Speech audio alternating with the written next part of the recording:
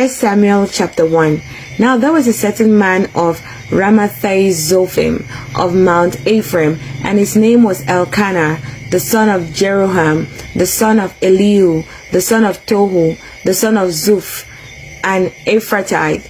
And he had 2 wives. The name of the one was Hannah, and the name of the other Peninnah. And Peninnah had children, but Hannah had no children. And this man went up out of his city yearly to worship and to sacrifice unto the Lord of hosts in Shiloh. And the 2 sons of Eli, Hophni and Phinehas, the priests of the Lord, were there. And when the time was that Elkanah offered, he gave to Peninnah his wife, and to all her sons and her daughters portions. But unto Hannah he gave a worthy portion, for he loved Hannah, but the Lord had shut her womb. And her adversary also provoked her sore, for to make her fret, because the Lord had shut her womb. And as he did so year by year, when she went up to the house of the Lord, so she provoked her. Therefore she wept and did not eat. Then said Elkanah her husband to her, Hannah, why weepest thou? And why eatest thou not? And why is thine heart grieved? Am not I better to thee than 10 sons? So Hannah rose up after they had eaten in Shiloh, and after they had drunk. Now Eli the priest sat upon a seat by a post of the temple of the Lord. And she was in bitterness of soul, and prayed unto the Lord, and wept sore. And she vowed a vow, and said, O Lord of hosts, if thou would indeed look on the affliction of thine handmaid, and remember me, and not forget thine handmaid, but will give unto thine handmaid a man child, then I'll give him unto the Lord all the days of his life, and there shall no razor come upon his head. And it came to pass, as she continued praying before the Lord, that Eli marked her mouth. Now Hannah, she spake in her heart, only her lips moved, but her voice was not heard. Therefore Eli thought she had been drunken. And Eli said unto her, How long wilt thou be drunken? Put away thy wine from thee. And Hannah answered and said, No, my Lord, I am a woman of a sorrowful spirit. I have drunk neither wine nor strong drink, but have poured out my soul before the Lord. Count not thine handmaid for a daughter of Belial, for out of the abundance of my complaint and grief have I spoken hitherto. Then Eli answered and said, Go in peace, and the God of Israel grant thee thy petition that thou hast asked of him. And she said, Let thine handmaid find grace in thy sight. So the woman went her way, and did eat, and her countenance was no more sad. And they rose up in the morning early, and worshipped before the Lord, and returned, and came to their house to Ramah. And Elkanah knew Hannah his wife, and the Lord remembered her. Wherefore it came to pass, when the time was come about after Hannah had conceived, that she bare a son, and called his name Samuel, saying, Because I asked him of the Lord. And the man Elkanah and all his house went up to offer unto the Lord the yearly sacrifice and his vow. But Hannah went not up, for she said unto her husband, I'll not go up until the child be weaned, and then I'll bring him, that he may appear before the Lord, and there abide forever. And Elkanah her husband said unto her, Do what seemeth thee good. Tarry until thou have weaned him.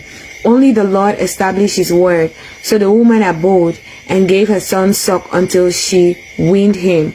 And when she had weaned him, she took him up with her with 3 bullocks, and 1 ephah of flour, and a bottle of wine, and brought him unto the house of the Lord in Shiloh. And the child was young. And they slew a bullock, and brought the child to Eli. And she said, O my Lord, as thy soul liveth, my Lord, I am the woman that stood by thee here praying unto the Lord.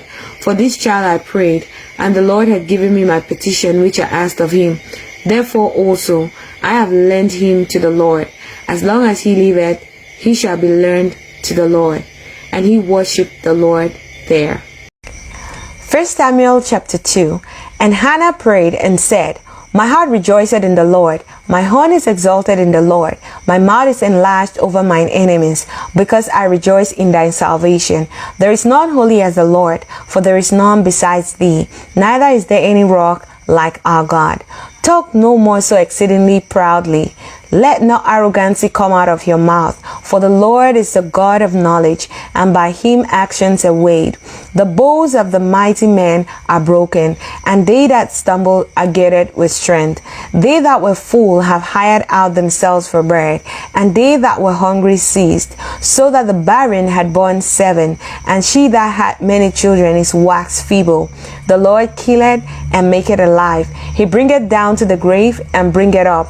The Lord maketh poor and maketh rich. He bringeth low and lifteth up.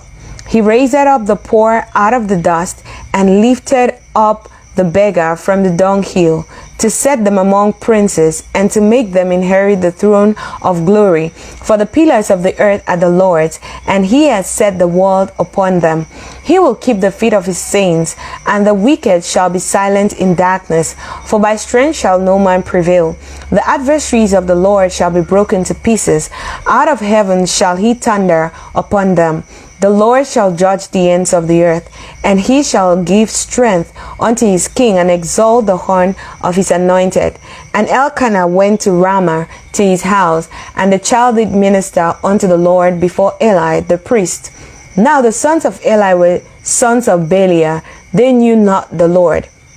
And the priest's custom with the people was that when any man offered sacrifice, the priest's servant came while the flesh was in seething, with a flesh hook of 3 teeth in his hand, and he struck it into the pan, or kettle, or cauldron, or pot. All that the flesh hook brought up, the priest took for himself. So they did in Shiloh unto all the Israelites that came thither. Also before they burnt the fat, the priest's servants came and said to the man that sacrificed, Give flesh to roast for the priest, for he will not have sodden flesh of thee, but raw. And if any man said unto him, Let him not fail to burn the fat presently, and then take as much as thy soul desired, then he would answer him, Nay, but thou shalt give it to me now, and if not, I'll take it by force. Wherefore the sin of the young man was very great before the Lord, for men abhorred the offering of the Lord. But Samuel ministered before the Lord, being a child, girded with a linen ephod. Moreover, his mother made him a little coat, and brought it to him from year to year, when she came up with her husband to offer the yearly sacrifice. And Eli blessed Elkanah and his wife, and said, The Lord give thee seed of this woman for the loan which is lent to the Lord. And they went unto their own home. And the Lord visited Hannah, so that she conceived, and bare 3 sons and 2 daughters. And the child Samuel grew before the Lord. Now Eli was very old, and heard all that his sons did unto Israel, and how they lay with the women that assembled at the door of the tabernacle of the congregation. And he said unto them, Why do ye such things? For I hear of your evil dealings by all these people. Nay, my sons, for it is not good report that I hear. Ye make the Lord's people to transgress. If one man sin against another, the judge shall judge him. But if a man sin against the Lord, who shall entreat for him? Notwithstanding, they hearken not unto the voice of their father, because the Lord would slay them. And the child Samuel grew on, and was in favor both with the Lord and also with men. And there came a man of God unto Eli, and said unto him, Thus saith the Lord, Did I plainly appear unto the house of thy father when they were in Egypt in Pharaoh's house? And did I choose him out of the tribe of Israel to be my priest, to offer upon mine altar, to burn incense, to wear an ephod before me? And did I give unto the house of thy father all the offerings made by the fire of the children of Israel? Wherefore kick ye at my sacrifice and at my offering, which I have commanded in my habitation, and honorest thy sons above me, to make yourselves fat with the chiefest of all the offerings of Israel my people? Wherefore the Lord God of Israel said, I said indeed that thy house, the house of thy father, should walk before me forever. But now the Lord said, be it far from me, for them that honor me I'll honor, and they that despise me shall be lightly esteemed. Behold, the days come that I will cut off thine arm, and the arm of thine father's house, that there shall not be an old man in thine house. And thou shalt see an enemy in my habitation, in all the wealth which God shall give Israel. And there shall not be an old man in thine house forever. And the man of thine house, and the man of thine, whom I shall cut off from mine altar, shall be to consume thine eyes, and to grieve thine heart. And all the increase of thine house shall die in the flower of their age. And this shall be a sign unto thee, that shall come upon thy two sons, on Hophni and Phinehas. In one day they shall die both of them. And I will raise me up a faithful priest, that shall do according to that which is in my heart and in my mind. And I will build him a sure house, and he shall walk before mine anointed forever. And it shall come to pass that every one that is left in thine house shall come and crouch to him for a piece of silver and a morsel of bread, and shall say, put me, I pray thee, into one of the priest's offices, that I may eat a piece of bread. 1 Samuel chapter 3. And the child Samuel ministered unto the Lord before Eli. And the word of the Lord was precious in those days. There was no open vision. And it came to pass at that time, when Eli was laid down in his place, and his eyes began to wax dim, that he could not see. And ere the Lamb of God went out in the temple of the Lord, where the ark of God was, and Samuel was laid down to sleep, that the Lord called Samuel, and he answered, Here am I. And he ran unto Eli, and said, Here am I, for thou calledst me. And he said, I called not. Lie down again. And he went and lay down. And the Lord called yet again, Samuel. And Samuel arose and went to Eli, and said, Here am I, for thou didst call me. And he answered, I called not, my son. Lie down again. Now Samuel did not yet know the Lord, neither was the word of the Lord yet revealed unto him. And the Lord called Samuel again the third time. And he arose and went to Eli, and said, Here am I, for thou didst call me. And Eli perceived that the Lord had called the child. Therefore Eli said unto Samuel, Go, lie down, and it shall be, if he call thee, that thou shalt say, Speak, Lord, for thy servant heareth. So Samuel went and lay down in his place. And the Lord came and stood and called, as at other times, Samuel, Samuel. Then Samuel answered, Speak, for thy servant heareth. And the Lord said unto Samuel, Behold, I will do a thing in Israel, at which both the ears of every one that heareth it shall tingle. In that day I'll perform against Eli all things which I've spoken concerning his house. When I begin, I'll also make an end. For I have told him that I'll judge his house forever for the iniquity which he knoweth, because his sons made themselves vile, and he restrained them not. And therefore I have sworn unto the house of Eli, that the iniquity of Eli's house shall not be purged with sacrifice nor offering forever. And Samuel lay until the morning, and opened the doors of the house of the Lord. And Samuel feared to shew Eli the vision. Then Eli called Samuel, and said, Samuel, my son. And he answered, Here am I. And he said, What is the thing that the Lord hath said unto thee? I pray thee, hide it not from me. God do so to thee, and more also, if thou hide anything from me of all things that he said unto thee. And Samuel told him every whit, and hid nothing from him.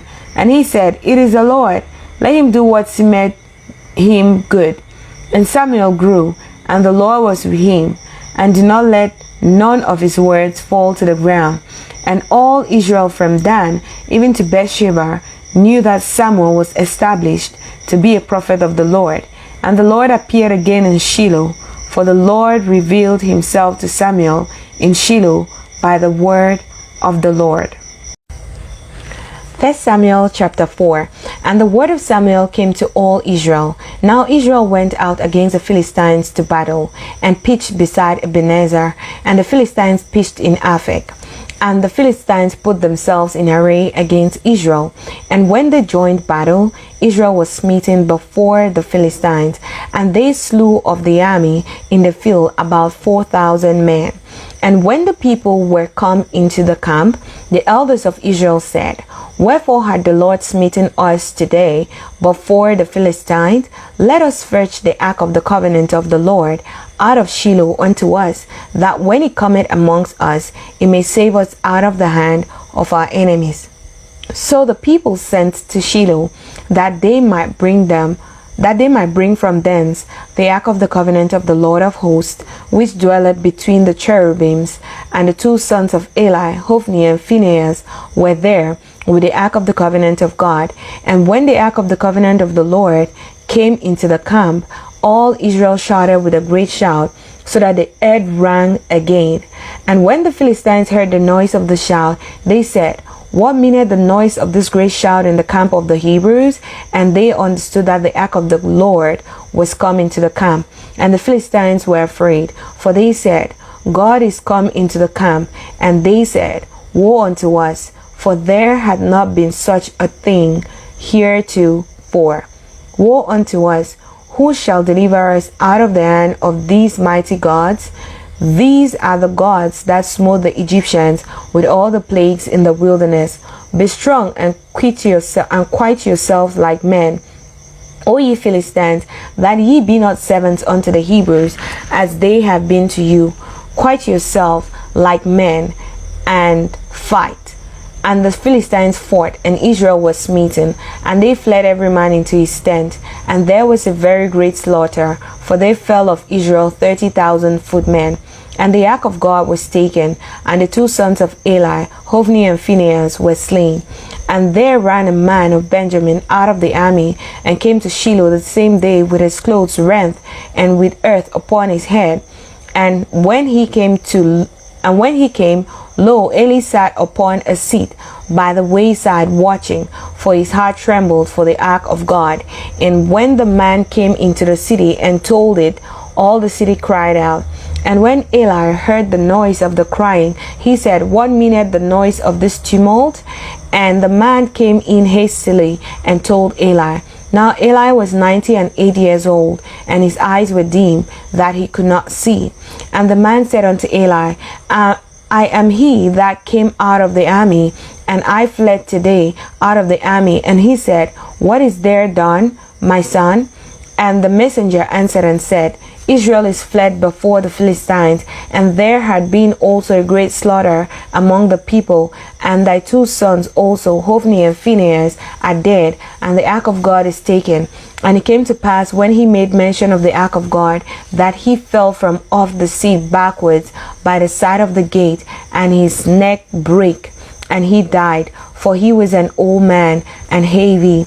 He had judged Israel 40 years.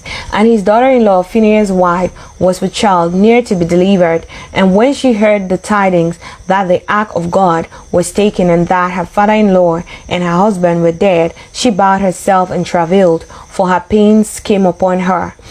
And about the time of her death, the women that stood by her said unto her, Fear not, for thou hast borne a son. But she answered not, neither did she regard it. And she named the child Ichabod, saying, The glory is departed from Israel, because the ark of God was taken, and because of her father-in-law and her husband. And she said, The glory is departed from Israel, for the ark of God is taken. 1 Samuel chapter 5. And the Philistines took the ark of God, and brought it from Ebenezer unto Ashdod. When the Philistines took the ark of God, they brought it into the house of Dagon, and set it by Dagon. And when they of Ashdod arose early in the morrow, behold, Dagon was fallen upon his face to the earth before the ark of the Lord. And they took Dagon, and set him in his place again.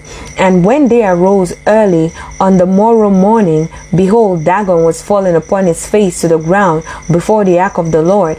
And the head of Dagon and both the palms of his hands were cut off upon the threshold. Upon only the stump of Dagon was left to him.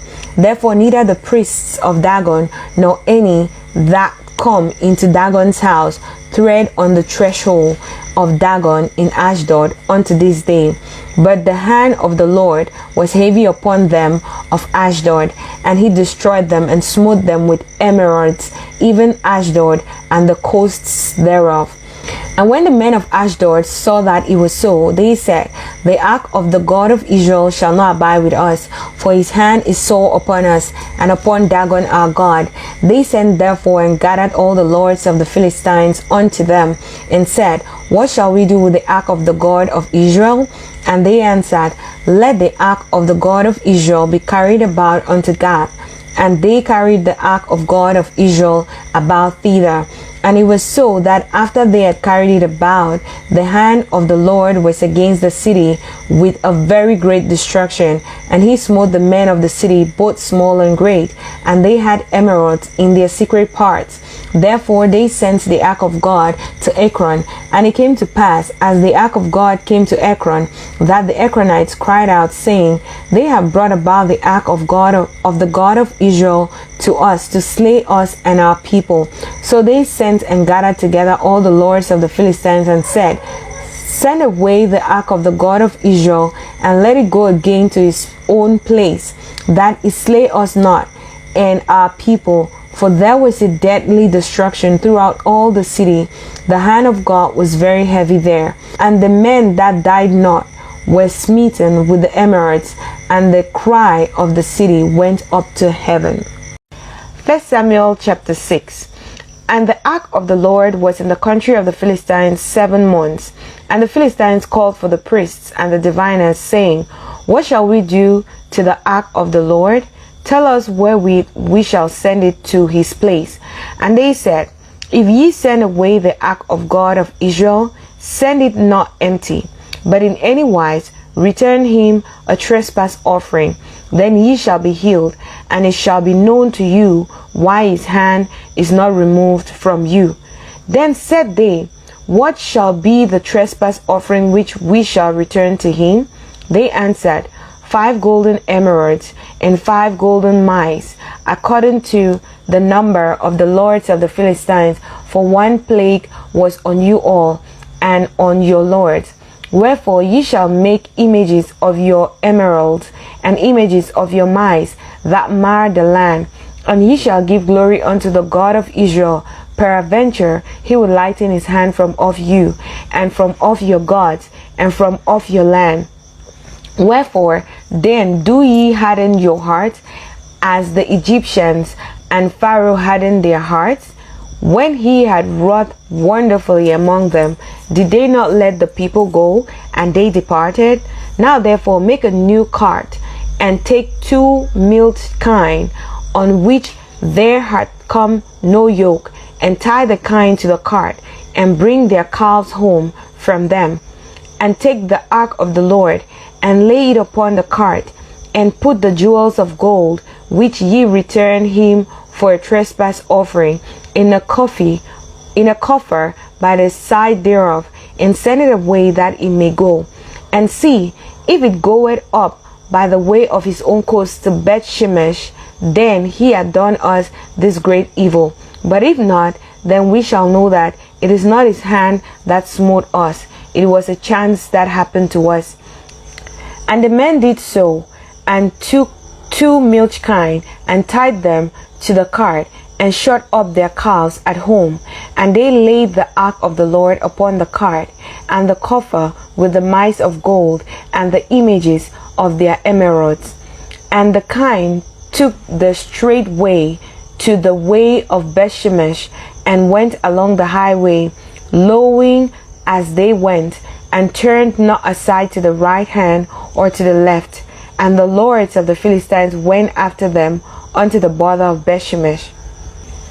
And they of Bethshemesh were reaping their wheat harvest in the valley, and they lifted up their eyes and saw the ark, and rejoiced to see it. And the cart came into the field of Joshua, a Bethshemite, and stood there. where there was a great stone, and they clave the wood of the cart, and offered the kind of burnt offering unto the Lord. And the Levites took down the ark of the Lord, and the coffer that was with it, wherein the jewels of gold were, and put them on the great stone. And the men of Bethshemesh offered burnt offerings and sacrificed sacrifices the same day unto the Lord. And when the 5 lords of the Philistines had seen it, they returned to Ekron the same day. And these are the golden emerods which the Philistines returned for a trespass offering unto the Lord. For Ashdod 1, for Gaza 1, for Ashkelon 1, for Gath 1, for Ekron 1.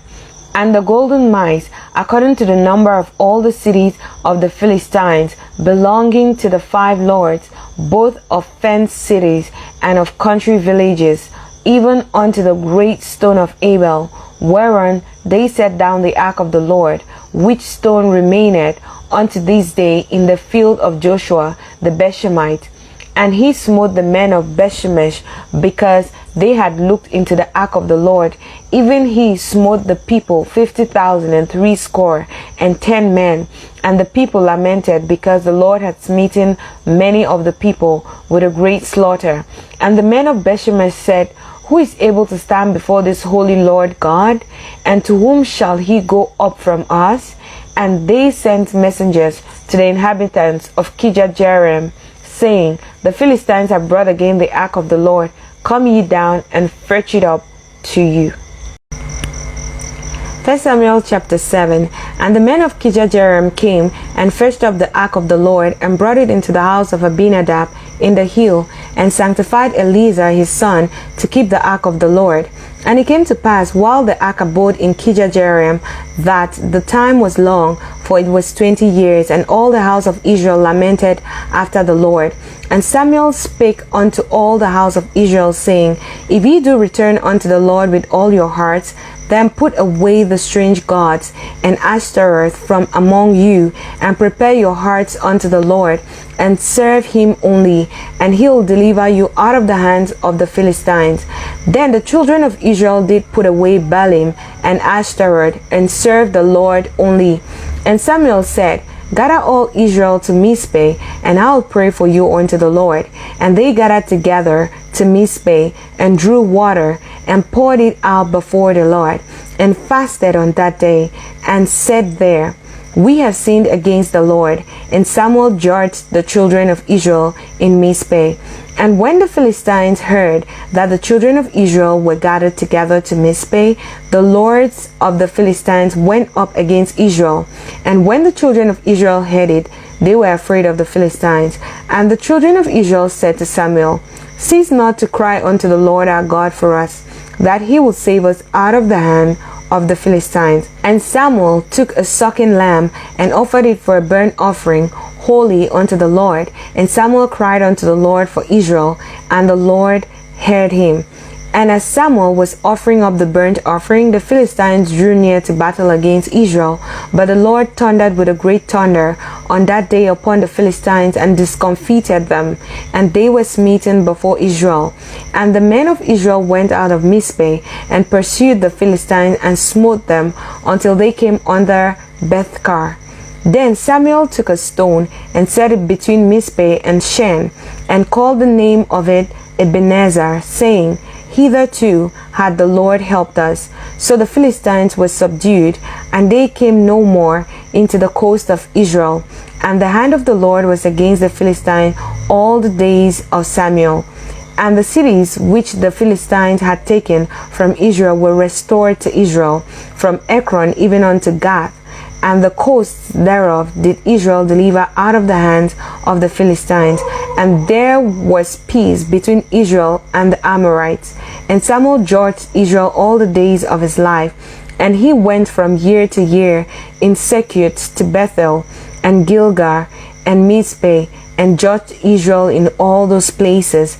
And his return was to Ramah, for there was his house, and there he judged Israel, and there he built an altar unto the Lord. 1 Samuel chapter 8. And it came to pass, when Samuel was old, that he made his sons judges over Israel. Now the name of his firstborn was Joel, and the name of his second Abiah. There were judges in Beersheba, and his sons walked not in his ways, but turned aside after lucre, and took bribes, and perverted judgment. Then all the elders of Israel gathered themselves together, and came to Samuel unto Ramah, and said unto him, Behold, thou art old, and thy sons walk not in thy ways. Now make us a king to judge us like all other nations. But the thing displeased Samuel when they said, Give us a king to judge us. And Samuel prayed unto the Lord. And the Lord said unto Samuel, Hearken unto the voice of the people in all that they say unto thee. For they have not rejected thee, but they have rejected me, that I should not reign over them, according to all the works which they have done since the day that I brought them up out of Egypt, even unto this day, wherewith they have forsaken me and served other gods, so do they also unto thee. Now therefore hearken unto their voice, howbeit yet protest solemnly unto them, and shew them the manner of the king that shall reign over them. And Samuel told all the words of the Lord unto the people that asked of him a king. And he said, This will be the manner of the king that shall reign over you. He will take over your sons, and appoint them for himself, for his chariots, and to be his horsemen, and some shall run before his chariots. And he will appoint him captains over thousands, and captains over fifties, and will set them to ear his ground, and to reap his harvest, and to make his instruments of war, and instruments of his chariots. And he will take your daughters to be confectionaries, and to be cooks, and to be bakers. And he will take your fields, and your vineyards, and your olive yards, even the best of them, and give them to his servants. And he will take the 10th of your seed and of your vineyards, and give to his officers and to his servants. And he will take your men servants and your maid servants and your godliest young men and your asses, and put them to his work. He will take the 10th of your sheep, and ye shall be his servants. And ye shall cry out in that day because of your king, which ye shall have chosen you, and the Lord will not hear you in that day. Nevertheless, the people refused to obey the voice of Samuel, and they said, Nay, but we will have a king over us, that we also may be like all the nations, and that our king may judge us, and go out before us, and fight our battles. And Samuel heard all the words of the people, and he rehearsed them in the ears of the Lord. And the Lord said to Samuel, Hearken unto their voice, and make them a king. And Samuel said unto the men of Israel, Go ye every man unto his city. 1 Samuel chapter 9. Now there was a man of Benjamin, whose name was Kish, the son of Abiel, the son of Zerah, the son of Bechorath, the son of Aphiah, a Benjamite, a mighty man of power. And he had a son whose name was Saul, a choice young man, and a goodly, and there was not among the children of Israel a goodlier person than he. From his shoulders and upwards he was higher than any of the people. And the asses of Kish, Saul's father, were lost. And Kish said to Saul his son, Take now one of the servants with thee, and arise, and go seek the asses. And he passed through Mount Ephraim, and passed through the land of Shalisha, but they found them not. Then they passed through the land of Shalim, and there they were not. And he passed through the land of the Benjamites, but they found them not. And when they were come to the land of Zuph, Saul said to his servant that was with him, Come and let us return, lest my father leave caring for the asses, and take thought for us. And he said unto him, Behold, now there is in this city a man of God, and he is an honorable man. All that he had said cometh surely to pass. Now let us go thither. Peradventure he can shew us our way that we should go.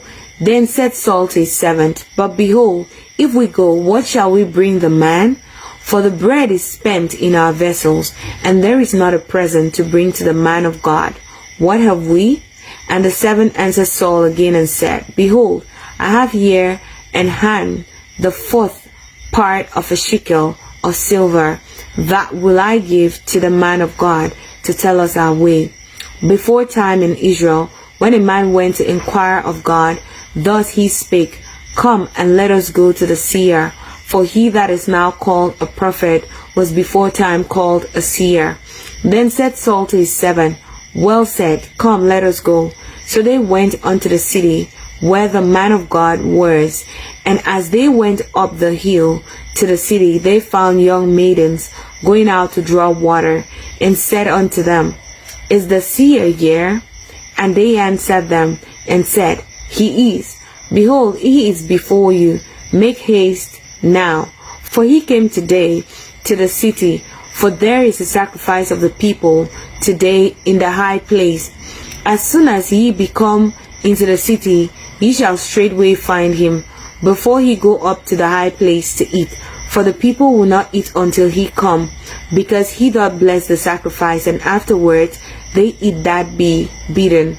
Now therefore get you up, for about this time ye shall find him. And they went up into the city, and when they were come into the city, behold, Samuel came out against them, for to go up to the high place. Now the Lord had told Samuel in his ear a day before Saul came, saying, Tomorrow about this time I'll send thee a man out of the line of Benjamin, and thou shalt anoint him to be the captain over my people Israel, that he may save my people out of the hands of the Philistines. For I have looked upon my people, because their cry is come unto me. And when Samuel saw Saul, the Lord said unto him, Behold, the man whom I spake to thee of, this same shall reign over my people. Then Saul drew near to Samuel in the gate, and said, Tell me, I pray thee, where the seer's house is. And Samuel answered Saul, and said, I am the seer.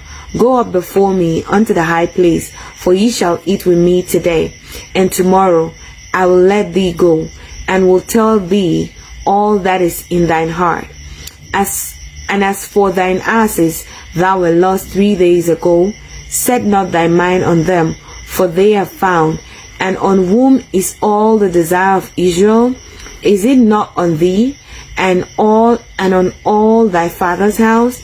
And Saul answered and said, Am not I a Benjamite, of the smallest of the tribes of Israel, and my family the least of the families of the tribe of Benjamin? Wherefore then speakest thou so to me? And Samuel took Saul and his servant, and brought them into the parlor, and made them sit in the chiefest place amongst that were beaten, which were about 30 persons. And Samuel said unto the cook, Bring the portion which I gave thee, of which I said unto thee, Set it by thee. And the cook took the shoulder, and that which was upon it, and set it before Saul. And Samuel said, Behold, that which is left, set it before thee, and eat. For unto this time had it been kept for thee, since I said, I have invited the people. So Saul did eat with Samuel that day. And when they were come down from the high place into the city, Samuel communed with Saul upon the top of the house. And they arose early, and it came to pass about the spring of the day that Samuel called Saul to the top of the house, saying, Up, that I may send thee away. And Saul arose, and they went out both of them, he and Samuel, abroad. And as they were going down to the end of the city, Samuel said to Saul, Bid the servant pass on before us. And he passed on. But stand thou still a while, that I may shew thee the word of God. 1 Samuel chapter 10. Then Samuel took a vial of oil, and poured it upon his head, and kissed him, and said, Is it not because the Lord had anointed thee to be captain over his inheritance? When thou art departed from me today, then thou shalt find 2 men by Rachel's sepulchre in the border of Benjamin at Zelzah, and they will say unto thee, The asses which thou wentest to seek are found, and lo, thy father had left the care of the asses, and sorrowed for you, saying, What shall I do for my son? Then thou shalt go on forward from thence, and thou shalt come to the plain of Tabor, and there shall meet thee 3 men going up to God to Bethel, and one carrying 3 kids, and another carrying 3 loaves of bread, and another carrying a bottle of wine. And they will salute thee, and give thee 2 loaves of bread, which thou shalt receive of their hands. After that thou shalt come to the hill of God, where is the garrison of the Philistines. And it shall come to pass, when thou art come thither to the city, that thou shalt meet a company of prophets coming down from the high place with a psaltery, and a tabret, and a pipe, and a harp before them, and they shall prophesy. And the Spirit of the Lord will come upon thee, and thou shalt prophesy with them, and shalt be turned into another man. And let it be, when these signs are come unto thee, that thou do as occasion serve thee, for God is with thee. And thou shalt go down before me to Gilgal, and behold, I will come down unto thee to offer burnt offerings, and to sacrifice sacrifices of peace offerings. 7 days shalt thou tarry, till I come to thee, and shew thee what thou shalt do. And it was so, that when he had turned his back to go from Samuel, that God gave him another heart. And all those signs came to pass that day. And when they came thither to the hill, behold, a company of prophets met him, and the Spirit of God came upon him, and he prophesied amongst them. And it came to pass, when all that knew him before time saw that, behold, he prophesied amongst the prophets, then the people said one to another, Was it this that is come unto the son of Kish? Is Saul also among the prophets? And one of the same place answered and said, But who is their father? Therefore it became a proverb, Is Saul also amongst the prophets? And when he had made an end of prophesying, he came to the high place. And Saul's uncle said unto him and to his servant, Whither went ye? And he said, To seek the asses. And when we saw that they were nowhere, we came to Samuel. And Saul's uncle said, Tell me, I pray thee, what Samuel said unto you. And Saul said unto his uncle, He told us plainly that the asses were found, but of the matter of the kingdom whereof Samuel spake, he told him not. And Samuel called the people together unto the Lord to Mizpeh, and said unto the children of Israel, Thus saith the Lord God of Israel, I brought up Israel out of Egypt, and delivered you out of the hand of the Egyptians, and out of the hand of all kingdoms, and of them that oppress you. And ye have this day rejected your God, who himself saved you out of all your adversities and your tribulations. And ye have said unto him, Nay, but set a king over us. Now therefore present yourselves before the Lord by your tribes and by your thousands. And when Samuel had caused all the tribes of Israel to come near, the tribe of Benjamin was taken. When he had caused the tribe of Benjamin to come near by their families, the family of Matri was taken, and Saul the son of Kish was taken. And when they sought him, he could not be found. Therefore they inquired of the Lord farther, if the man should yet come thither. And the Lord answered, Behold, he had hid himself among the stuff. And they ran and fetched him thence. And when he stood among the people, he was higher than any of the people from his shoulders and upward. And Samuel said to all the people, See ye him who the Lord had chosen, that there is none like him among all the people. And all the people shouted and said, God save the king. Then Samuel told the people the manner of the kingdom, and wrote it in a book, and laid it up before the Lord. And Samuel sent all the people away, every man to his house. And Saul also went home to Gibeah, and there went with him a band of men whose hearts God had touched. But the children of Belial said, How shall this man save us? And they despised him and brought him no presents, but he held his peace. 1 Samuel chapter 11. Then Nahash the Ammonite came up and encamped against Jabesh Gilead. And all the men of Jabesh said unto Nahash, Make a covenant with us, and we will serve thee. And Nahash the Ammonite answered them, On this condition will I make a covenant with you, that I may thrust out all your right eyes, and lay it for a reproach upon all Israel. And the elders of Jabesh said unto him, Give us 7 days respite, that we may send messengers unto all the coasts of Israel, and then, if there be no man to save us, we will come out to thee. Then came the messengers to Gibeah of Saul, and told the tidings in the ears of the people, and all the people lifted up their voices and wept. And behold, Saul came after the herd out of the field, and Saul said, What aileth the people that they weep? And they told him the tidings of the men of Jabesh. And the Spirit of God came upon Saul when he heard those tidings, and his anger was kindled greatly. And he took a yoke of oxen, and hewed them in pieces, and sent them throughout all the coasts of Israel by the hands of messengers, saying, Whosoever cometh not forth after Saul and after Samuel, so shall it be done unto his oxen. And the fear of the Lord fell upon the people, and they came out with one consent. And when he numbered them in Bezek, the children of Israel were 300,000, and the men of Judah 30,000.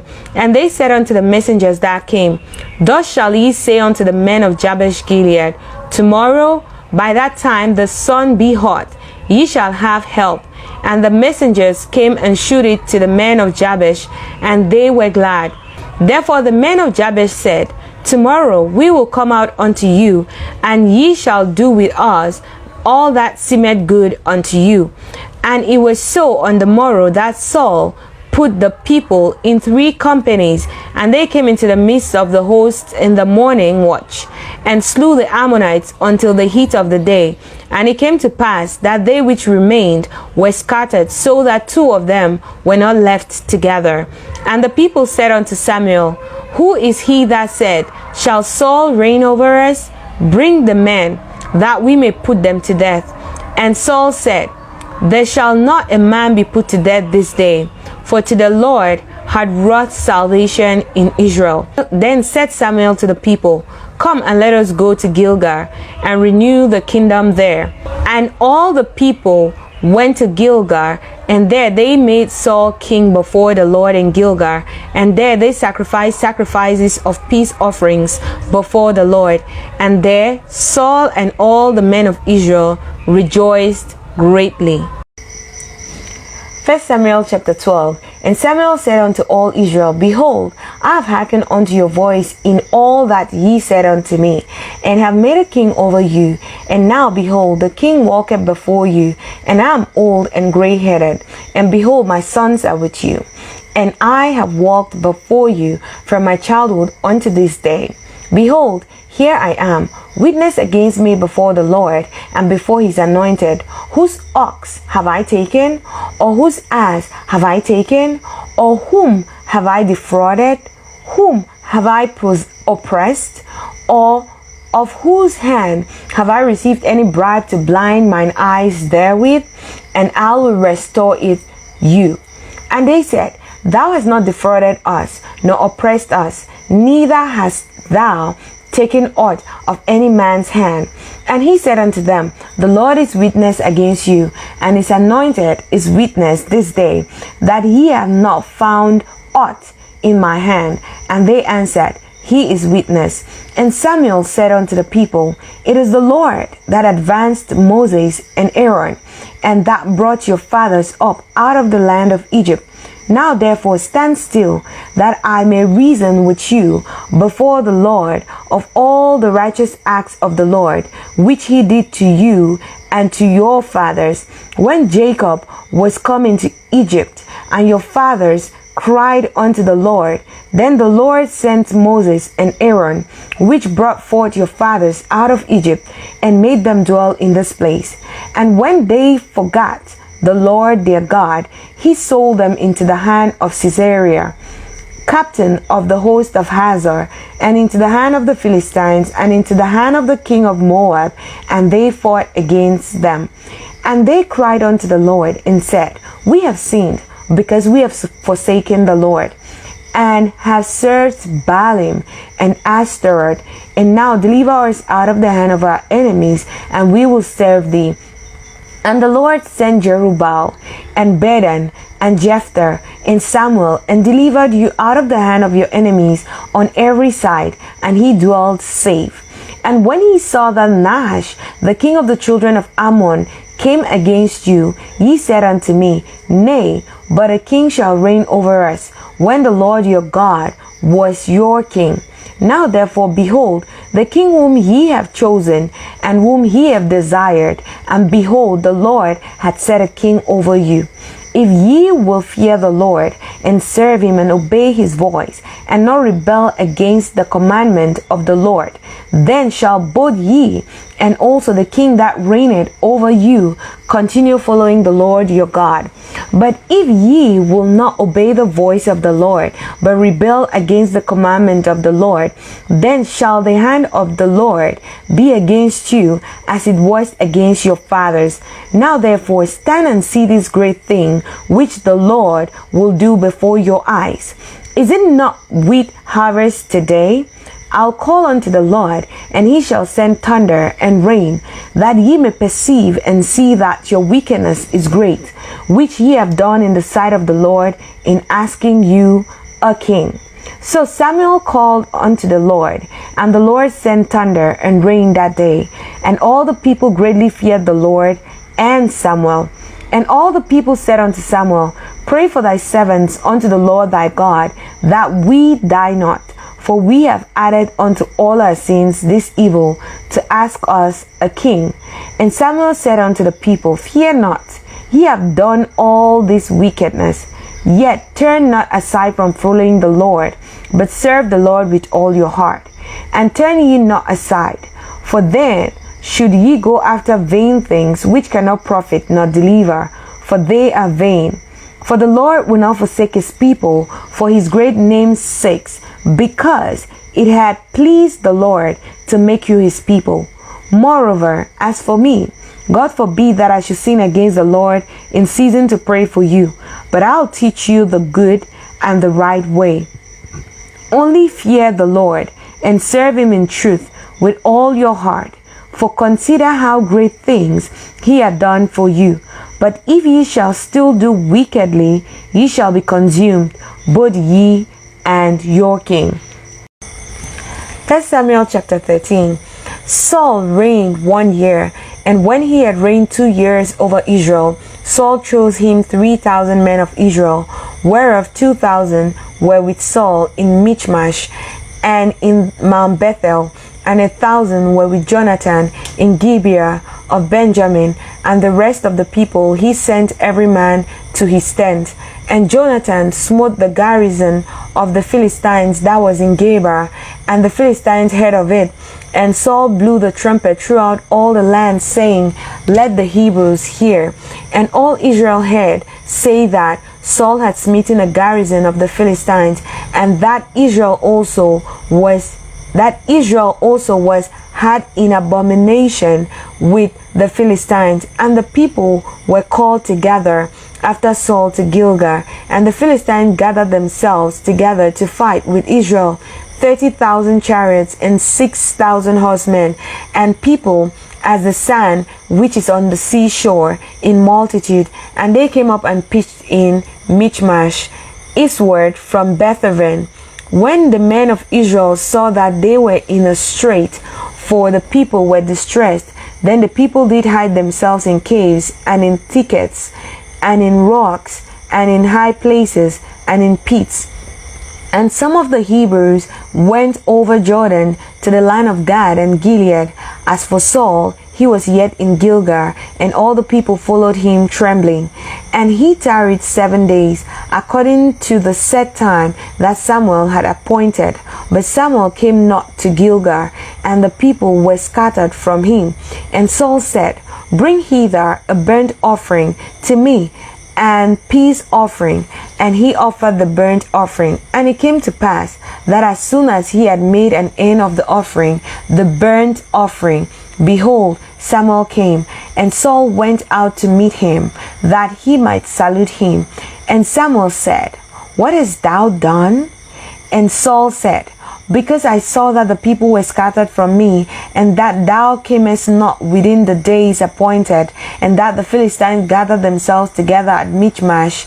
Therefore said I, the Philistines will come down now upon me to Gilgal, and I have not made supplication unto the Lord. I forced myself therefore, and offered a burnt offering. And Samuel said to Saul, Thou hast done foolishly. Thou hast not kept the commandment of the Lord thy God, which he commanded thee. For now would the Lord have established thy kingdom upon Israel forever. But now thy kingdom shall not continue. The Lord had sought him a man after his own heart, and the Lord had commanded him to be captain over his people, because thou hast not kept that which the Lord commanded thee. And Samuel arose and gat him up from Gilgal unto Gibeah of Benjamin. And Saul numbered the people that were present with him, about 600 men. And Saul and Jonathan his son, and the people that were present with them, abode in Gibeah of Benjamin, but the Philistines encamped in Michmash. And the spoilers came out of the camp of the Philistines in 3 companies. One company turned unto the way that leadeth to Ophrah, unto the land of Shual. And another company turned the way to Bethoron, and another company turned to the way of the border that looketh to the valley of Zeboim toward the wilderness.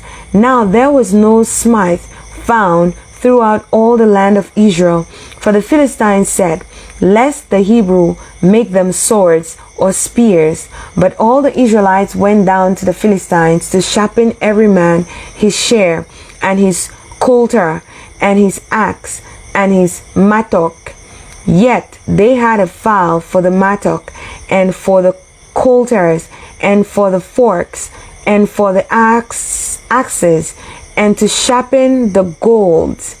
So it came to pass in the day of battle that there was neither sword nor spear found in the hand of any of the people that were with Saul and Jonathan. But with Saul and with Jonathan his son was there found. And the garrison of the Philistines went out to the passage of Michmash.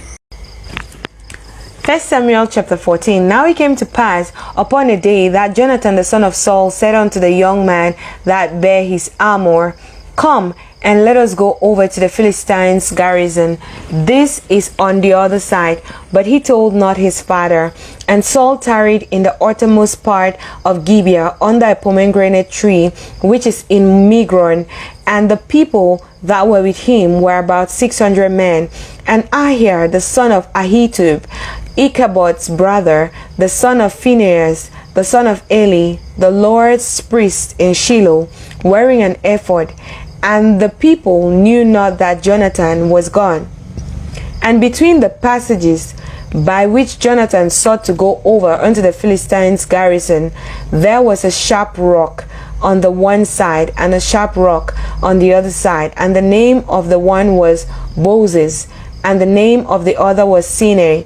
The forefront of the one was situate northward over against Michmash, and the other southward over against Gibeah. And Jonathan said to the young man that bare his armor, Come, and let us go over unto the garrison of this uncircumcised. It may be that the Lord will work for us, for there is no restraint to the Lord to save by many or by few. And his armor bearer said unto him, Do all that is in thine heart. Turn thee, behold, I am with thee according to thine heart. Then said Jonathan, Behold, we will pass over unto these men, and we will discover ourselves unto them. If they say thus unto us, Tarry until we come to you, then we will stand still in our place, and will not go up unto them. But if they say thus, Come up unto us, then we will go up, for the Lord hath delivered them into our hand. And this shall be a sign unto us. And both of them discovered themselves unto the garrison of the Philistines. And the Philistines said, Behold, the Hebrew come forth out of the holes where they had hid themselves. And the men of the garrison answered Jonathan and his armor bearer, and said, Come up to us, and we will show you a thing. And Jonathan said unto his armor bearer, Come up after me. for the Lord had delivered them into the hand of Israel. And Jonathan climbed up his hands and upon his feet, and his armor-bearer after him, and they fell before Jonathan, and his armor-bearer slew after him. And that first slaughter which Jonathan and his armor-bearer made was about 20 men, within as it were an half acre of land, which a yoke of oxen might plow.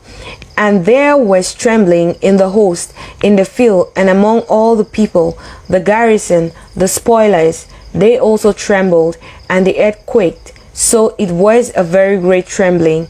And the watchmen of Saul in Gibeah of Benjamin looked, and behold, the multitude melted away, and they went on beating down one another. Then Saul said unto the people that were with him, Number now, and see who is gone from us. And when they had numbered, behold, Jonathan and his armor-bearer were not there. And Saul said unto Ahiah, Bring hither the ark of God, for the ark of God was at that time with the children of Israel. And it came to pass, while Saul talked unto the priest, that the noise that was in the host of the Philistines went on and increased. And Saul said unto the priest, Withdraw thine hand. And Saul and all the people that were with him assembled themselves, and they came to the battle. And behold, every man's sword was against his fellow, and there was a great discomfiture. Moreover, the Hebrews that were with the Philistines before that time, which went up with them into the camp from the country round about, even they also turned to be with the Israelites that were with Saul and Jonathan. Likewise, all the men of Israel which had hid themselves in Mount Ephraim, when they heard that the Philistines fled, even they also followed hard after them in the battle. So the Lord saved Israel that day, and the battle passed over unto Bethaven. And the men of Israel were distressed that day, for Saul had adjured the people, saying, Cursed be the man that eateth any food until evening, that I may be avenged on mine enemies. So none of the people tasted any food. And all they of the land came to a wood, and there was honey upon the ground. And when the people were coming to the wood, behold, the honey dropped, but no man put his hand to his mouth, for the people feared the oath. But Jonathan heard not when his father charged the people with the oath. Wherefore he put forth the end of his rod that was in his hand, and dipped it in an honeycomb, and put his hand to his mouth, and the eyes were enlightened, and his eyes were enlightened.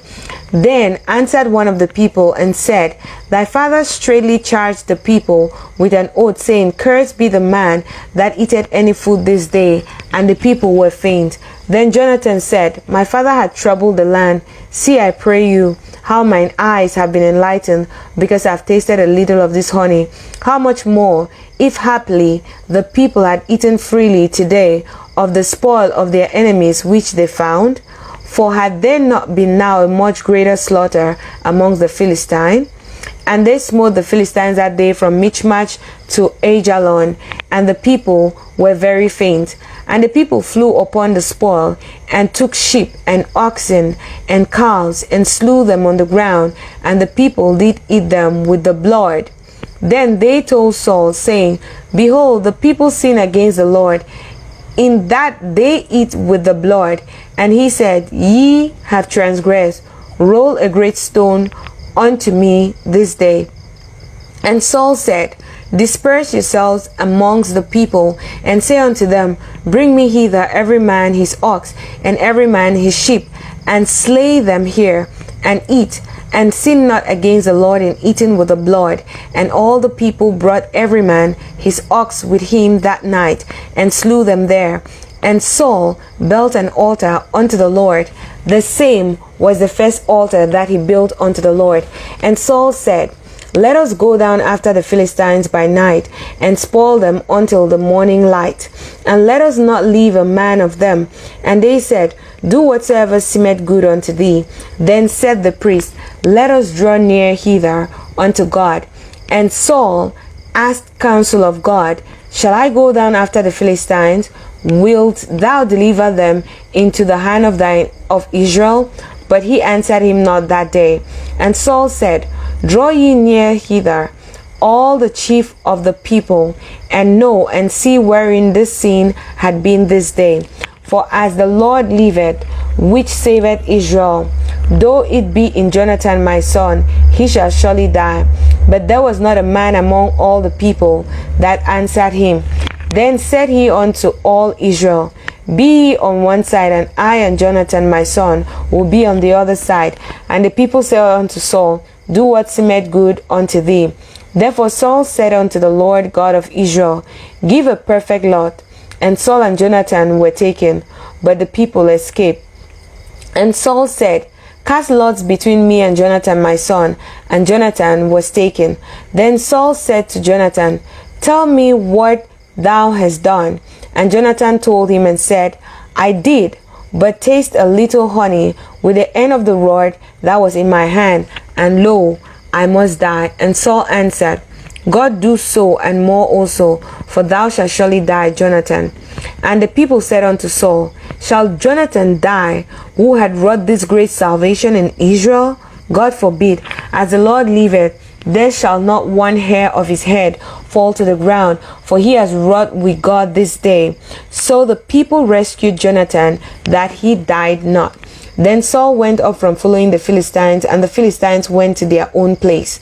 So Saul took the kingdom over Israel, and fought against all his enemies on every side, against Moab, and against the children of Ammon, and against Edom, and against the kings of Zobah, and against the Philistines, and whithersoever he turned himself, he vexed them. And he gathered an host, and smote the Amalekites, and delivered Israel out of the hands of them that spoiled them. Now the sons of Saul were Jonathan, and Ishui, and Melchishua. And the names of his two daughters were these: the name of the firstborn, Merab, and the name of the younger, Milcah. And the name of Saul's wife was Ahinoam, the daughter of Ahimaaz. And the name of the captain of his host was Abner, the son of Ner, Saul's uncle. And Kish was the father of Saul, and Ner, the father of Abner, was the son of Abiel. And there was Saul war against the Philistines all the days of Saul. And when Saul saw any strong man or any valiant man, he took him unto him. 1 Samuel chapter 15. Samuel also said unto Saul, The Lord sent me to anoint thee to be king over his people, over Israel. Now therefore hearken thou unto the voice of the words of the Lord.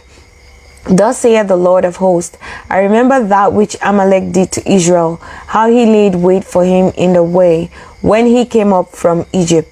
Now go and smite Amalek, and utterly destroy all that they have, and spare them not, but slay both man and woman, infant and suckling, ox and sheep, camel and ass. And Saul gathered the people together, and numbered them in Telaim, 200,000 footmen, and 10,000 men of Judah. And Saul came to a city of Amalek, and laid wait in the valley. And Saul said unto the Kenites, Go, depart, get you down from among the Amalekites, lest I destroy you with them. For ye shewed kindness to all the children of Israel, when they came up out of Egypt. So the Kenites departed from among the Amalekites. And Saul smote the Amalekites from Havilah until thou comest to Shur, that is over against Egypt.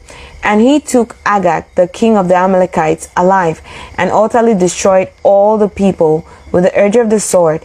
But Saul and the people spared Agag, and the best of the sheep, and of the oxen, and of the fatlings, and the lambs, and all that was good, and would not utterly destroy them, but everything that was vile and refuse, that they destroyed utterly. Then came the word of the Lord unto Samuel, saying, It repented me that I have set up Saul to be king, for he is turned back from following me, and had not performed my commandments. And it grieved Samuel, and he cried unto the Lord all night. And when Samuel rose early to meet Saul in the morning, it was told Samuel, saying, Saul came to Carmel, and behold, he set him up a place, and is gone about, and passed on, and gone down to Gilgal. And Samuel came to Saul, and Saul said unto him, Blessed be thou of the Lord, I have performed the commandment of the Lord. And Saul said, What meaneth then this bleating of the sheep in my ears, and the lowing of the oxen which are here? And Saul said, They have brought them from the Amalekites, for the people spared the best of the sheep and of the oxen to sacrifice unto the Lord thy God, and the rest we have utterly destroyed. Then Samuel said unto Saul, Stay, and I will tell thee what the Lord had said to me this night. And he said unto him, Say on. And Samuel said, When thou wast little in thy own sight, wast thou not made the head of the tribes of Israel? And the Lord anointed thee king over Israel? And the Lord sent thee on a journey, and said, Go and utterly destroy the sinners of Amalekites, and fight against them until they be consumed. Wherefore then didst thou not obey the voice of the Lord, but didst fly upon the spoil, and didst evil in the sight of the Lord? And Saul said unto Samuel, Yea, I have obeyed the voice of the Lord, and have gone the way which the Lord sent me, and have brought Agag the king of Amalek, and have utterly destroyed the Amalekites. But the people took of the spoil sheep and oxen, the chief of the thing which should have been utterly destroyed, to sacrifice unto the Lord thy God in Gilgal. And Samuel said, Had the Lord as great delight in burnt offerings and sacrifices as in obeying the voice of the Lord? Behold, to obey is better than sacrifice, and to hearken than the fat of rams. For rebellion is as a sin of witchcraft, and stubbornness is as iniquity and idolatry. Because thou hast rejected the word of the Lord, he had also rejected thee from being king. And Saul said unto Samuel, I have sinned, for I have transgressed the commandment of the Lord and thy words, because I fear the people and obey their voice. Now therefore I pray thee, pardon my sin, and turn again with me, that I may worship the Lord. And Samuel said unto Saul, I will not return with thee, for thou hast rejected the word of the Lord, and the Lord had rejected thee from being king over Israel. And as Saul turned about to go away, he laid hold upon the skirt of his mantle, and it rent. And Samuel said unto him, The Lord had rent the kingdom of Israel from thee this day, and had given it to a neighbor of thine that is better than thou. And also the strength of Israel will not lie nor repent, for he is not a man that he should repent. Then he said, I have sinned, yet honor me now, I pray thee, before the elders of my people, and before Israel, and turn again with me, that I may worship the Lord thy God. So Samuel turned again after Saul, and Saul worshipped the Lord. Then said Samuel, Bring ye thither to me Agag, the king of the Amalekites. And Agag came unto him delicately. And Agag said, Surely the bitterness of death is past. And Samuel said, As thy sword had made women childless, so shall thy mother be childless amongst women. And Samuel hewed Agag in pieces before the Lord in Gilgal. Then Samuel went to Ramah, and Saul went up to his house to Gibeah of Saul. And Samuel came no more to see Saul until the day of his death. Nevertheless, Samuel mourned for Saul, and the Lord repented that he had made Saul king over Israel. 1 Samuel chapter 16. And the Lord said unto Samuel, How long wilt thou mourn for Saul, seeing I have rejected him from reigning over Israel? Fill thine horn with oil, and go. I'll send thee to Jesse the Bethlehemite, for I have provided me a king amongst his sons. And Samuel said, How can I go? If Saul hear it, he will kill me. And the Lord said, Take an heifer with thee, and say, I am come to sacrifice to the Lord. And call Jesse to the sacrifice, and I will shew thee what thou shalt do. And thou shalt anoint unto me him whom I name unto thee. And Samuel did that which the Lord spake, and came to Bethlehem. And the elders of the town trembled at his coming, and said, Comest thou peaceably? And he said, Peaceably, I am come to sacrifice unto the Lord. Sanctify yourselves and come with me to the sacrifice. And he sanctified Jesse and his sons and called them to the sacrifice. And it came to pass, when they were come, that he looked on Eliab and said, Surely the Lord's anointed is before him. But the Lord said unto Samuel, Look not on his countenance or on the height of his stature, because I have refused him. For the Lord seeth not as man seeth. For man looketh on the outward appearance, but the Lord looketh on the heart. Then Jesse called Abinadab and made him pass before Samuel. And he said, Neither had the Lord chosen these. Then Jesse made Shammah to pass by, and he said, Neither had the Lord chosen these. Again Jesse made 7 of his sons to pass before Samuel. And Samuel said unto Jesse, The Lord had not chosen these. And Samuel said unto Jesse, Are here all thine children? And he said, There remaineth yet the youngest, and behold, he keepeth the sheep. And Samuel said unto Jesse, Send and fetch him, for we will not sit down till he come hither. And he sent and brought him in. Now he was ruddy and withal, of a beautiful countenance, and goodly to look to. And the Lord said, Arise, anoint him, for this is he. Then Samuel took the horn of oil and anointed him in the midst of his brethren. And the Spirit of the Lord came upon David from that day forward. So Samuel rose up and went to Ramah. But the Spirit of the Lord departed from Saul, and an evil spirit from the Lord troubled him. And Saul's servants said unto him, Behold, now an evil spirit from God troubleth thee. Let our Lord now command thy servants, which are before thee, to seek out a man who is a kerning player on a harp. And it shall come to pass, when the evil spirit from God is upon thee, that he shall play with his hand, and thou shalt be well. And Saul said unto his servants, Provide me now a man that can play well, and bring him to me. Then answered one of the servants and said, Behold, I have seen a son of Jesse the Bethlehemite, that is kerning in playing, and a mighty valiant man, and a man of war, and prudent in matters, and a comely person, and the Lord is with him. Wherefore Saul sent messengers unto Jesse and said, Send me David thy son, which is with the sheep. And Jesse took an ass laden with bread, and a bottle of wine, and a kid, and sent them by David his son unto Saul. And David came to Saul and stood before him, and he loved him greatly, and he became his armor bearer. And Saul sent to Jesse, saying, Let David, I pray thee, stand before me, for he had found favor in my sight. And it came to pass, when the evil spirit from God was upon Saul, that David took an harp and played with his hand. So Saul was refreshed and was well, and the evil spirit departed from him. 1 Samuel chapter 17. Now the Philistines gathered together their armies to battle, and were gathered together at Shochoh, which belonged to Judah, and pitched between Shochoh and Azekah in Ephes Dammim. And Saul and the men of Israel were gathered together and pitched by the valley of Elah, and set the battle in array against the Philistines. And the Philistines stood on a mountain on the one side, and Israel stood on a mountain on the other side, and there was a valley between them.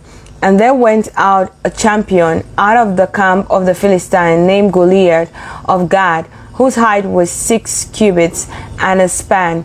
And he had an helmet of brass upon his head, and he was armed with a coat of mail, and the weight of the coat was 5,000 shekels of brass. And he had greaves of brass upon his legs, and a target of brass between his shoulders.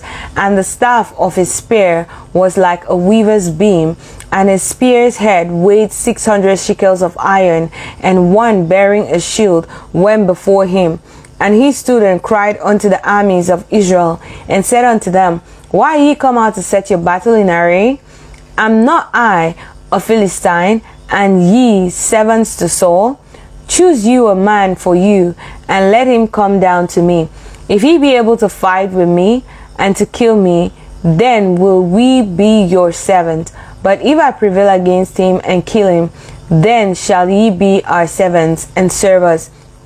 And the Philistines said, I defy the armies of Israel this day.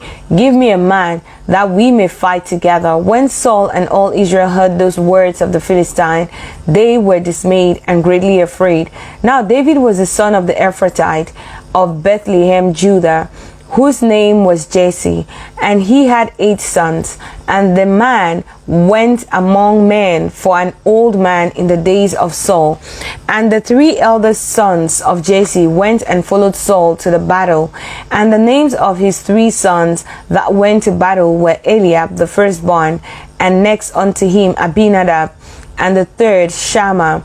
And David was the youngest, and the 3 eldest followed Saul.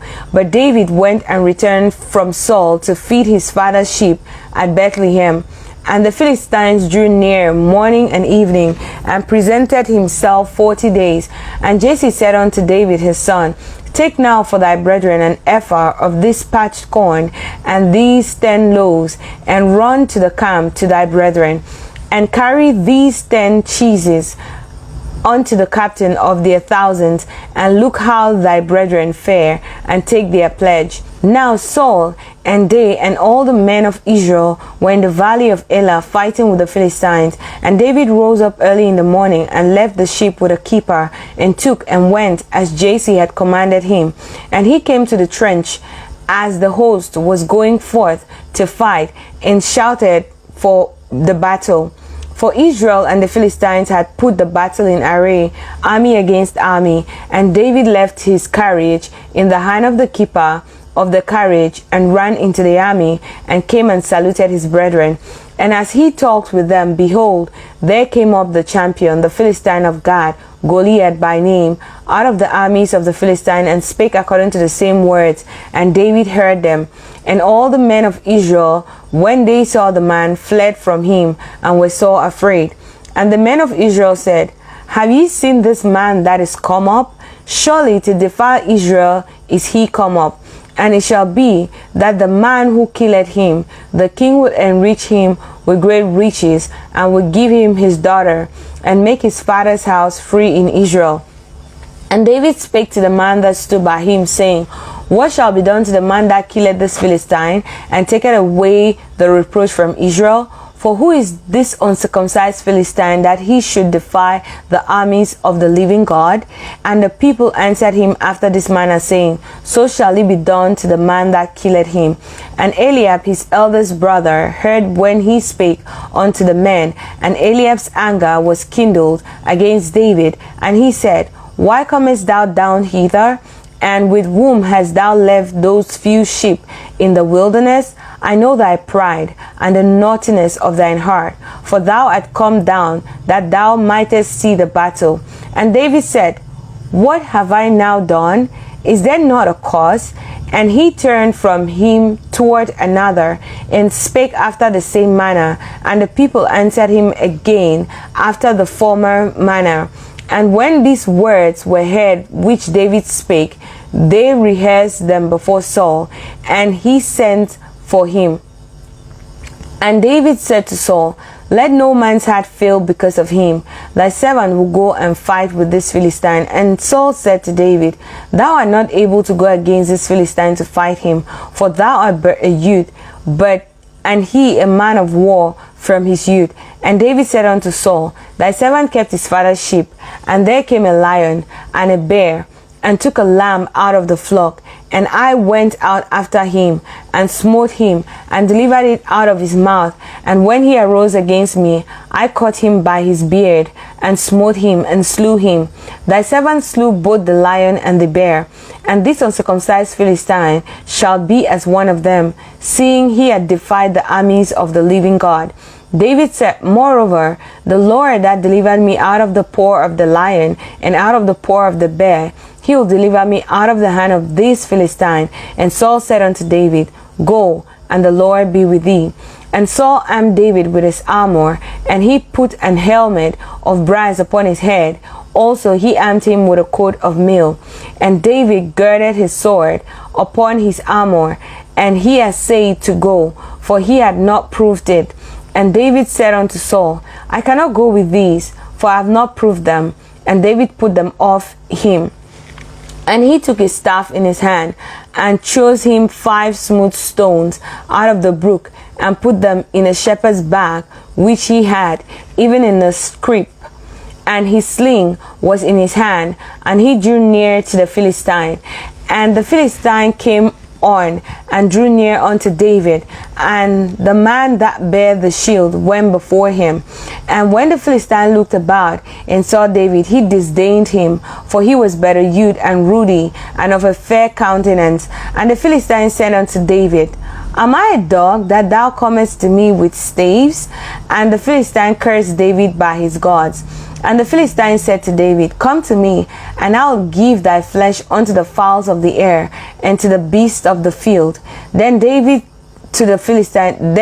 David to the Philistine, Thou comest to me with a sword, and with a spear, and with a shield, but I come to thee in the name of our Lord, of the Lord of hosts, the God of the armies of Israel, whom thou hast defied. This day will the Lord deliver thee into mine hand, and I will smite thee, and take thine head from thee, and I will give the carcass of the host of the Philistines this day unto the fowls of the air, and to the wild beasts of the earth, that all the earth may know that there is a God in Israel. And all his assembly shall know that the Lord saveth not with sword and spear, for the battle is the Lord's, and he'll give you into our hands.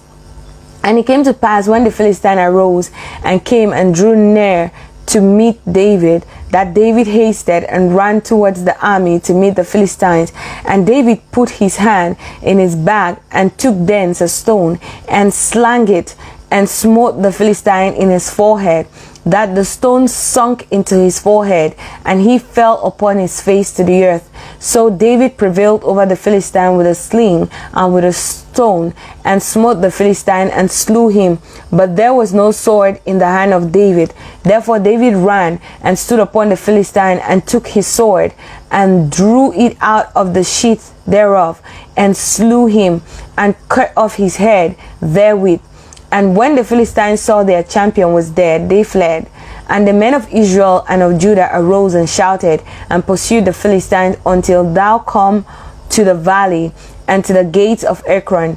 And the wounded of the Philistine fell down by the way to Shaaraim, even unto Gath, and unto Ekron. And the children of Israel returned from chasing after the Philistines, and they spoiled their tents. And David took the head of the Philistine and brought it to Jerusalem, but he put his armor in his tent. And when Saul saw David go forth against the Philistine, he said unto Abner, the captain of the host, Abner, whose son is this youth? And Abner said, As thy soul liveth, O king, I cannot tell. And the king said, Inquire thou whose son the stripling is. And as David returned from the slaughter of the Philistine, Abner took him and brought him before Saul with the head of the Philistine in his hand. And Saul said to him, Whose son art thou, thou young man? And David answered, I am the son of thy servant Jesse the Bethlehemite. 1 Samuel chapter 18. And it came to pass, when he had made an end of speaking unto Saul, that the soul of Jonathan was knit with the soul of David, and Jonathan loved him as his own soul.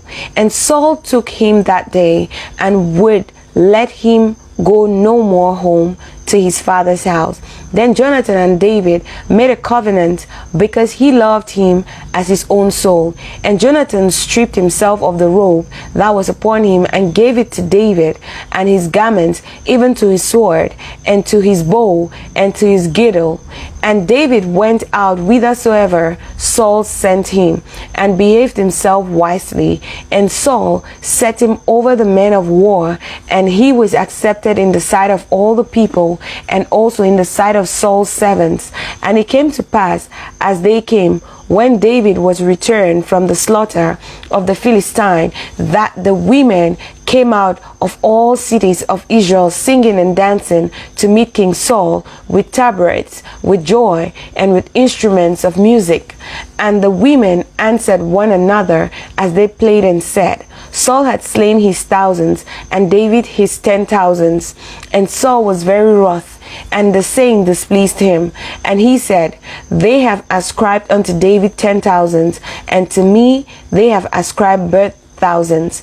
And what can he have more but the kingdom? And Saul eyed David from that day and forward. And it came to pass on the morrow that the evil spirit from God came upon Saul, and he prophesied in the midst of the house. And David played with his hand as at other times, and there was a javelin in Saul's hand. And Saul cast the javelin, for he said, I will smite David even to the wall with it. And David avoided out of his presence twice. And Saul was afraid of David, because the Lord was with him, and was departed from Saul. Therefore Saul removed him from him, and made him his captain over 1,000. And he went out and came in before the people. And David behaved himself wisely in all his ways, and the Lord was with him. Wherefore when Saul saw that he behaved himself very wisely, he was afraid of him. But all Israel and Judah loved David, because he went out and came in before them. And Saul said to David, Behold, my elder daughter Merab, her will I give thee to wife. Only be thou valiant for me, and fight the Lord's battles. For Saul said, Let not my hand be upon him, but let the hand of the Philistines be upon him. And David said unto Saul, Who am I, and what is my life, or my father's family in Israel, that I should be son-in-law to the king? But it came to pass at the time when Merab, Saul's daughter, should have been given to David, that she was given unto Adriel the Meholatite to wife. And Milcah, Saul's daughter, loved David. And they told Saul, and the thing pleased him. And Saul said, I'll give him her, that she may be a snare to him, and that the hand of the Philistine may be against him. Wherefore Saul said to David, Thou shalt this day be my son-in-law in the one of the twain. And Saul commanded his servants, saying, Commune with David secretly, and say, Behold, the king hath delight in thee, and all his servants love thee. Now therefore be the king's son-in-law. And Saul's servants spake those words in the ears of David. And David said, Seemeth it to you a light thing to be a king's son-in-law, seeing that I am a poor man, and lightly esteemed? And the servants of Saul told him, saying, On this manner spake David. And Saul said, Thus shall ye say to David, The king desireth not any dowry, but 100 foreskin of the Philistines, to be avenged of the king's enemies. But Saul thought to make David fall by the hand of the Philistines. And when his servants told David these words, it pleased David well to be the king's son-in-law, and the days were not expired.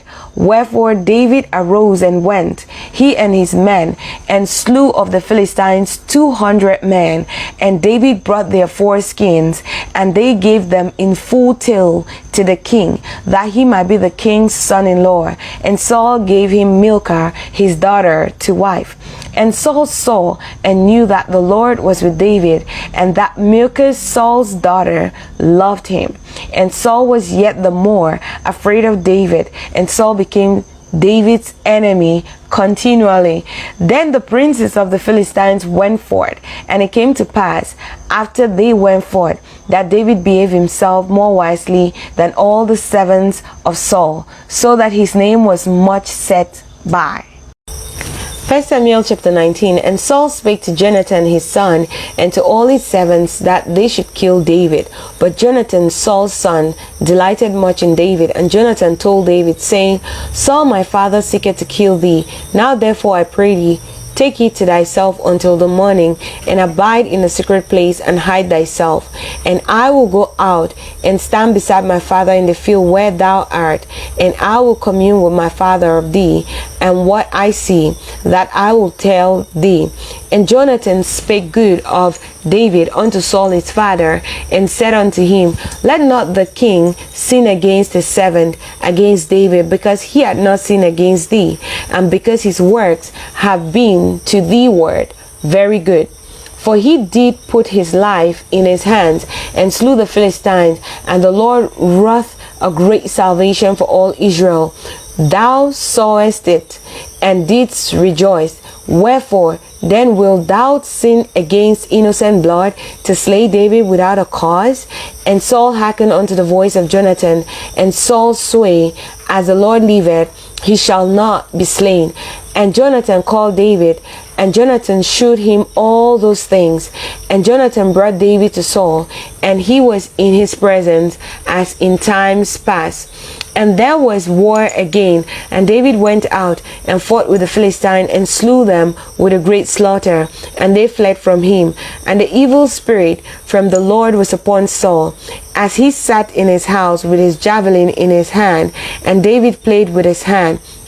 And Saul sought to smite David even to the wall with the javelin, but he slipped away out of Saul's presence, and he smote the javelin into the wall, and David fled and escaped that night. Saul also sent messengers unto David's house to watch him and to slay him in the morning. And Milcah, David's wife, told him, saying, If thou save not thyself tonight, tomorrow thou shalt be slain. So Milcah let David down through a window, and he went and fled and escaped. And Milcah took an image and laid it in the bed, and put a pillow of goat's hair for the bolster, and covered it with a cloth. And when Saul sent messengers to take David, she said, He is sick. And Saul sent the messengers again to see David, saying, Bring him up to me in the bed, that I may slay him. And when the messengers were come in, behold, there was an image in the bed, with a pillow of goat's hair for his bolster. And Saul said unto Milcah, Why hast thou deceived me so, and sent away mine enemy, that he is escaped? And Milcah answered Saul, He said unto me, Let me go. Why should I kill thee?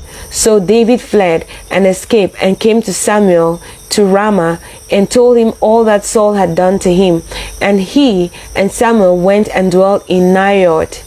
And it was told Saul, saying, Behold, David is at Naioth in Ramah. And Saul sent messengers to take David. And when they saw the company of the prophets prophesying, and Samuel standing as appointed over them, the Spirit of God was upon the messengers of Saul, and they also prophesied. And when it was told Saul, he sent other messengers, and they prophesied likewise. And Saul sent messengers again the third time, and they prophesied also. Then went he also to Ramah, and came to a great well that is in Seku. And he asked and said, Where are Samuel and David?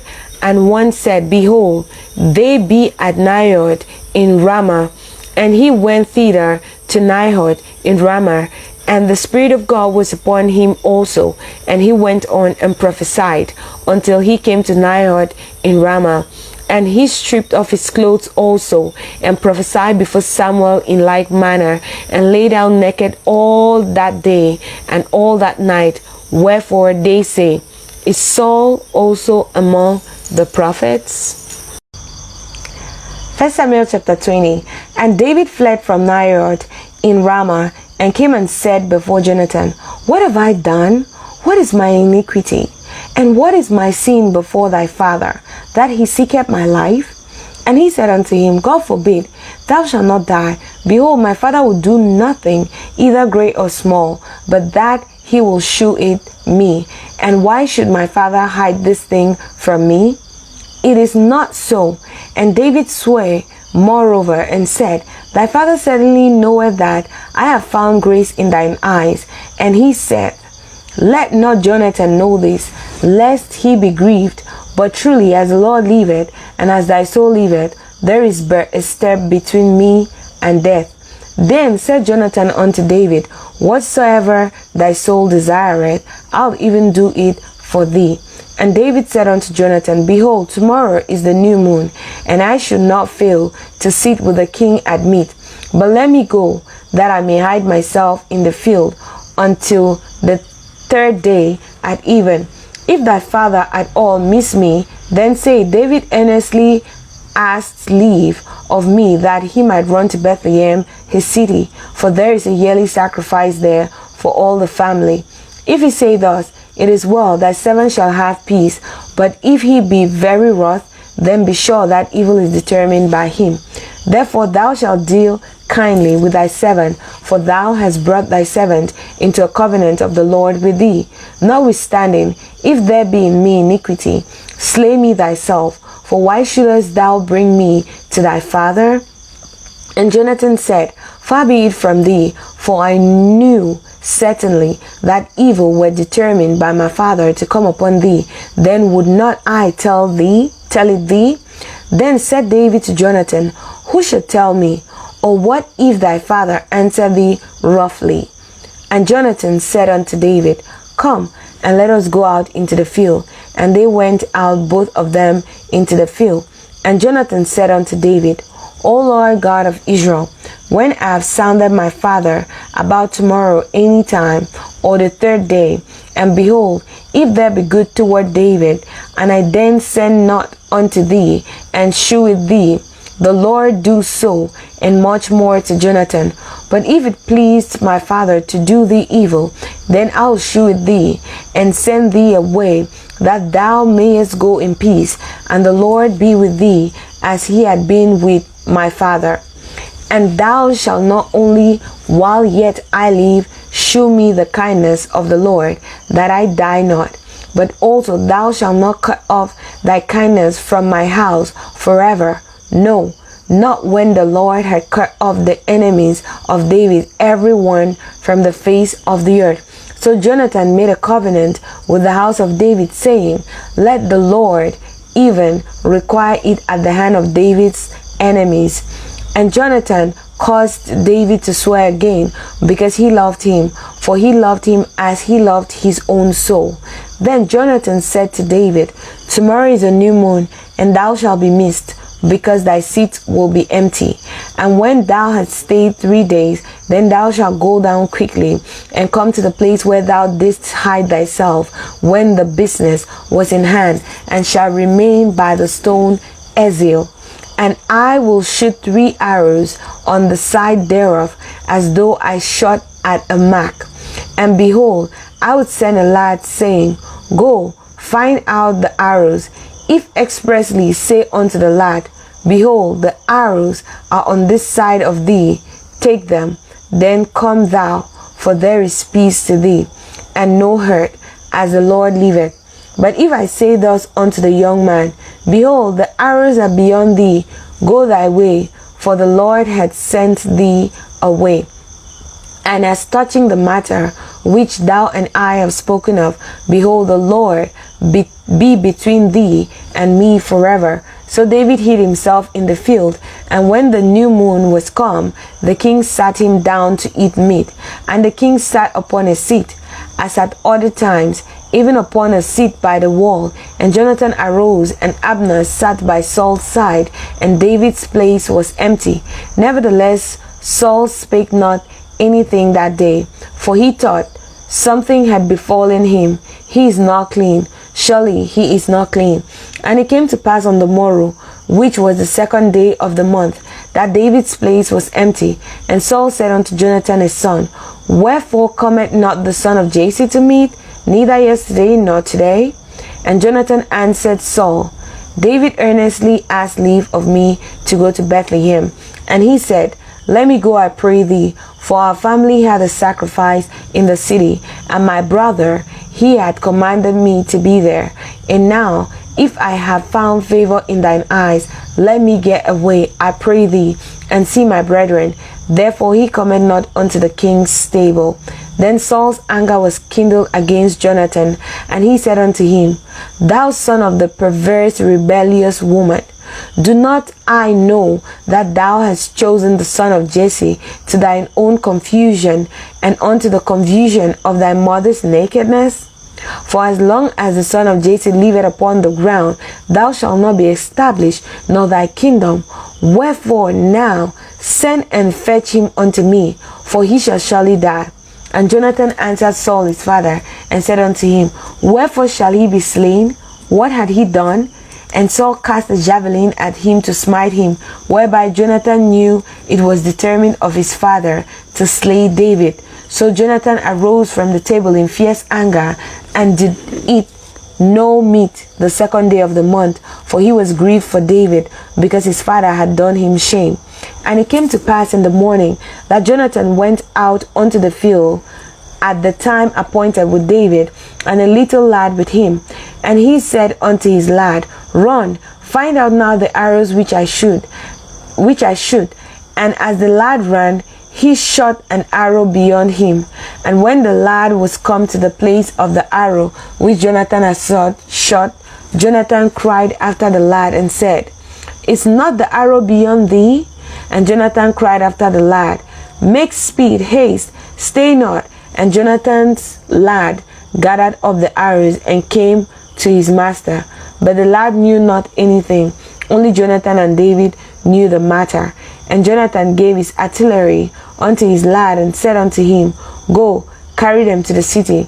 And as soon as the lad was gone, David arose out of a place toward the south, and fell on his face to the ground, and bowed himself 3 times. And they kissed one another, and wept one with another, until David exceeded.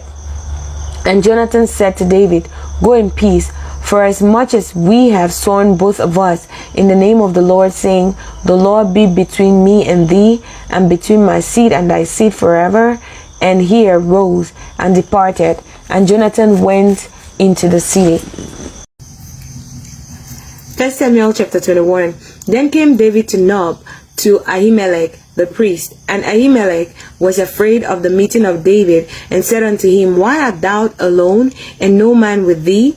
And David said unto Ahimelech the priest, The king had commanded me a business, and had said unto me, Let no man know anything of the business whereabout I send thee, and what I have commanded thee. And I have appointed my servants to such and such a place. Now therefore, what is under thine hand? Give me 5 loaves of bread in my hand, and what there is present. And the priest answered David and said, There is no common bread under mine hand, but there is hallowed bread, if the young men have kept themselves at least from women. And David answered the priest and said unto him, Of a truth, women have been kept from us about these 3 days since I came out, and the vessels of the young men are holy, and the bread is in a manner common, yea, though it were sanctified this day in the vessel. So the priest gave him hallowed bread, for there was no bread there, but the shewbread that was taken from before the Lord, and to put hot bread in the day when it was taken away. Now a certain man of the servants of Saul was there that day, detained before the Lord, and his name was Doeg, an Edomite, the chiefest of the headsmen that belonged to Saul. And David said unto Ahimelech, And is there not here under thine hand spear or sword? For I have neither brought my sword nor my weapons with me, because the king's business required haste. And the priest said, The sword of Goliath the Philistine, whom thou slewest in the valley of Elah, behold, it is here wrapped in a cloth behind the ephod. If thou wilt take that, take it, for there is no other save that here. And David said, There is none like that, give it me. And David arose and fled that day for fear of Saul, and went to Achish the king of Gath. And the servants of Achish said unto him, Is not this David the king of the land? Did they not sing one to another of him in dances, saying, Saul had slain his thousands, and David his 10,000s? And David laid up these words in his heart, and was sore afraid of Achish the king of Gath. And he changed his behavior before them, and feigned himself mad in their hands, and scrabbled on the doors of the gate, and let his spittle fall down upon his beard. Then said Achish unto his servant, Lo, ye see the man is mad. Wherefore then have ye brought him to me? Have I need of madmen, that ye have brought this fellow to play the madman in my presence? Shall this fellow come into my house? 1 Samuel chapter 22. David therefore departed thence, and escaped to the cave Adullam, And when his brethren and all his father's house heard it, they went down thither to him. And every one that was in distress, and every one that was in debt, and every one that was discontented, gathered themselves unto him, and he became a captain over them. And there were with him about 400 men. And David went thence to Mizpeh of Moab, and he said unto the king of Moab, Let my father and my mother, I pray thee, come forth and be with you till I know what God will do for me. And he brought them before the king of Moab, and they dwelled with him all the while that David was in the hold. And the prophet Gad said unto David, Abide not in the hold, depart and get thee into the land of Judah. Then David departed and came into the forest of Hareth. When Saul heard that David was discovered, and the men that were with him, now Saul abode in Gibeah under a tree in Ramah, having a spear in his hand, and all his servants were standing about him. Then Saul said unto his servants that stood about him, Hear now, ye Benjamites, will the son of Jesse give every one of you fields and vineyards, and make you all captains of thousands and captains of hundreds? That all of you have conspired against me, and there is none that shewed me that my son had made a league with the son of Jesse, and there is none of you that is sorry for me, or shewed unto me that my son had stirred up my servants against me to lie in wait, what as at this day? Then answered Doeg the Edomite, which was set over the servants of Saul, and said, I saw the son of Jesse coming to Nob, to Ahimelech the son of Ahitub, and he inquired of the Lord for him, and gave him victuals, and gave him the sword of Goliath the Philistine. Then the king sent to call Ahimelech the priest, the son of Ahitub, and all his father's house, the priests that were in Nob, and they came all of them to the king. And Saul said, Hear now, thou son of Ahitub. And he answered, Here I am, my lord. And Saul said unto him, Why have he conspired against me, thou and the son of Jesse, in that thou hast given him bread and a sword, and hast inquired of God for him, that he should rise against me, to lie in wait as at this day? Then Ahimelech answered the king and said, And who is so faithful among all thy servants as David, which is the king's son-in-law, and goeth at thy bidding, and is honorable in thine house? Did I then begin to inquire of God for him? Be it far from me. Let not the king impute anything unto his servant, nor to all the house of my father, for thy servant knew nothing of all these, less or more. And the king said, Thou shalt surely die, Ahimelech, thou and all thy father's house. And the king said unto the footmen that stood about him, Turn and slay the priests of the Lord, because their hand also is with David, and because they knew when he fled, and did not shew it to me. But the servants of the king would not put forth their hands to fall upon the priests of the Lord. And the king said to Doeg, Turn thou and fall upon the priest. And Doeg the Edomite turned, and he fell upon the priest, and slew on that day 85 persons that did wear a linen ephod. And Nob, the city of priests, smote he with the edge of the sword, both men and women, children and sucklings, and oxen and asses, and sheep with the edge of the sword. And one of the sons of Ahimelech, the son of Ahitub, named Abiathar, escaped and fled after David. And Abiathar showed David that Saul had slain the Lord's priests. And David said unto Abiathar, I knew it that day, when Doeg the Edomite was there, that he would surely tell Saul, I have occasioned the death of all the persons of thy father's house. Abide thou with me, fear not, for he that seeketh my life seeketh thy life, but with me thou shalt be safeguarded. 1 Samuel chapter 23. Then they told David, saying, Behold, the Philistines fight against Keilah, and they rob the threshing floors. Therefore David inquired of the Lord, saying, Shall I go and smite these Philistines? And the Lord said unto David, Go and smite the Philistines, and save Keilah. And David's men said unto him, Behold, we be afraid here in Judah. How much more then if we come to Keilah against the armies of the Philistines? Then David inquired of the Lord yet again, and the Lord answered him and said, Arise, go down to Keilah, for I will deliver the Philistines into thine hand. So David and his men went to Keilah and fought with the Philistines, and brought away their cattle, and smote them with a great slaughter. So David saved the inhabitants of Keilah. And it came to pass, when Abiathar, the son of Ahimelech, fled to David to Keilah, that he came down with an ephod in his hand. And it was told Saul that David was come to Keilah. And Saul said, God had delivered him into mine hands, for he is shut in by entering into a town that had gates and bars. And Saul called all the people together to war, to go down to Keilah to besiege David and his men. And David knew that Saul secretly practiced mischief against him. And he said to Abiathar the priest, Bring hither the ephod.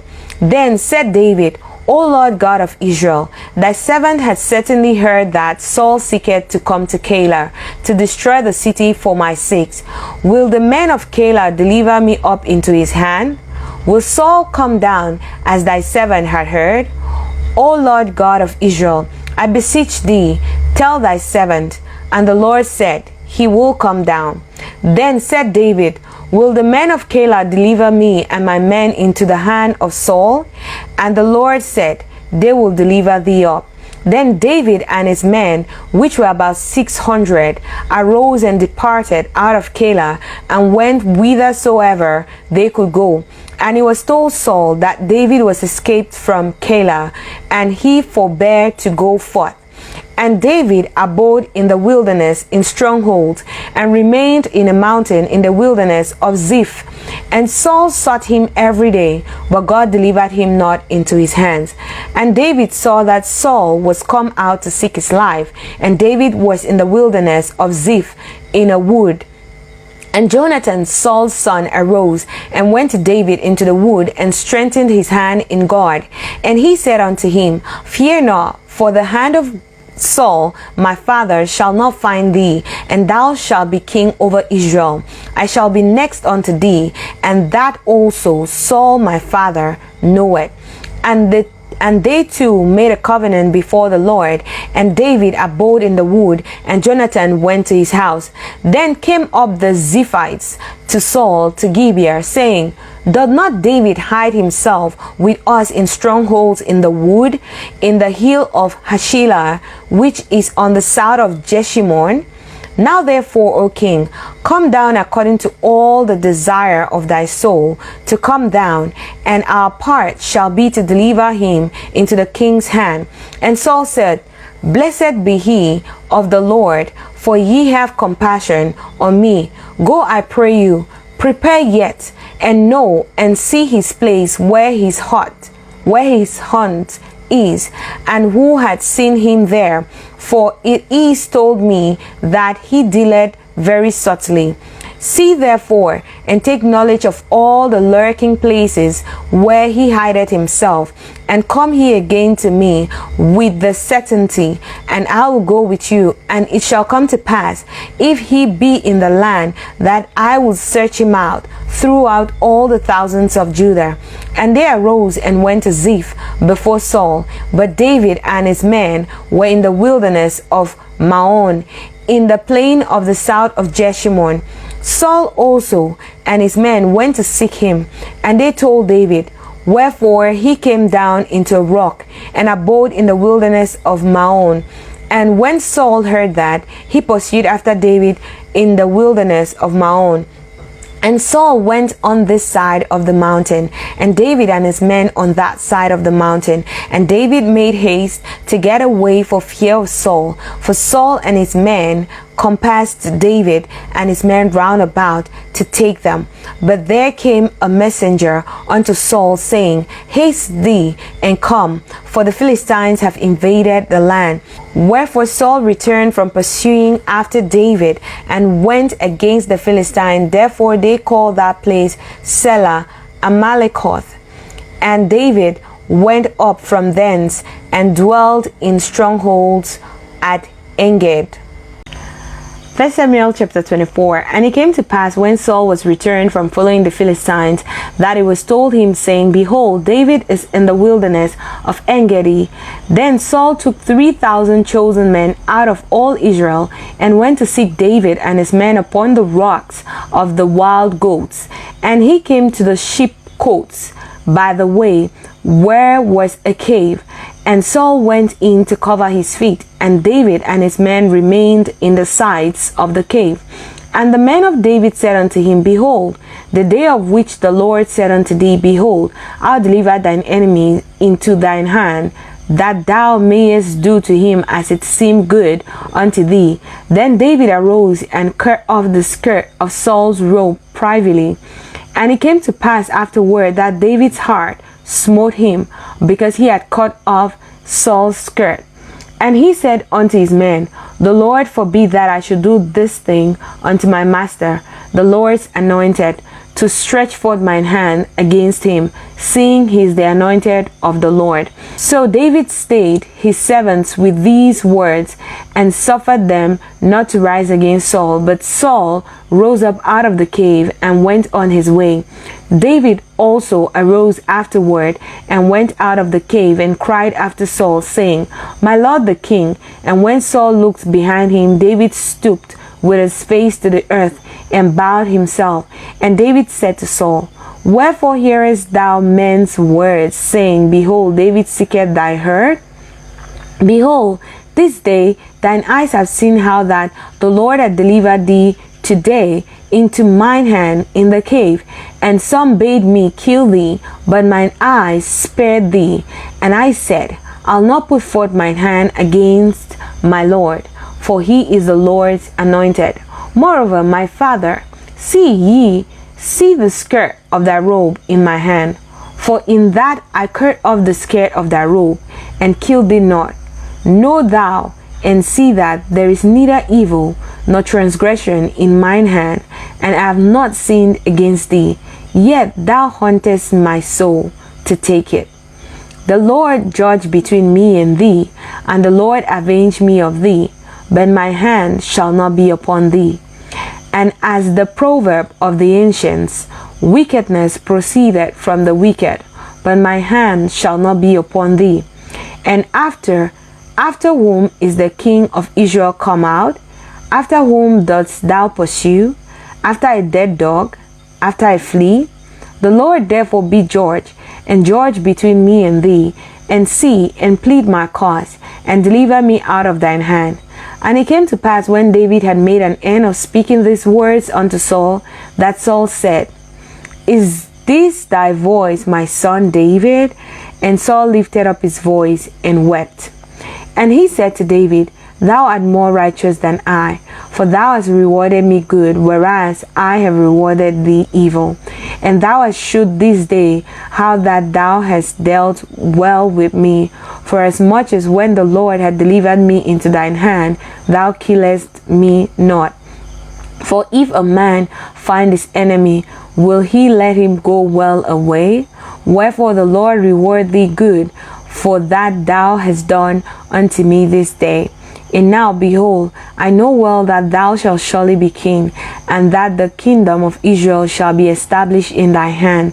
Swear now therefore unto me by the Lord, that thou wilt not cut off my seed after me, and that thou wilt not destroy my name out of my father's house. And David swore unto Saul, and Saul went home, but David and his men gat them up unto the hold.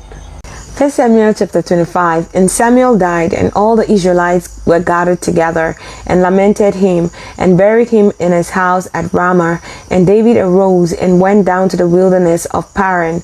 And there was a man in Mahon, whose possessions were in Carmel.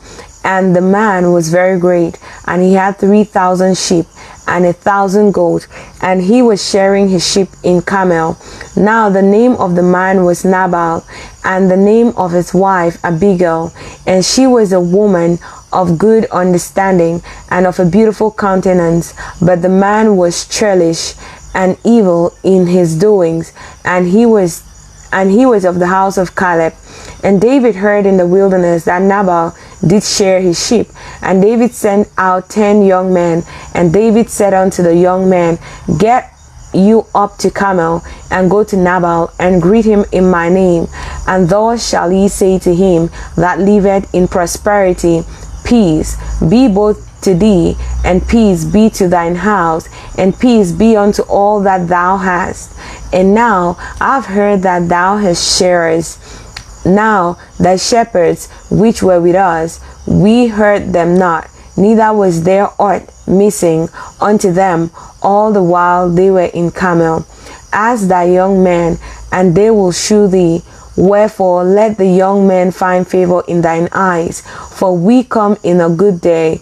Give, I pray thee, whatsoever cometh to thine hand, unto thine servants, and to thy son David.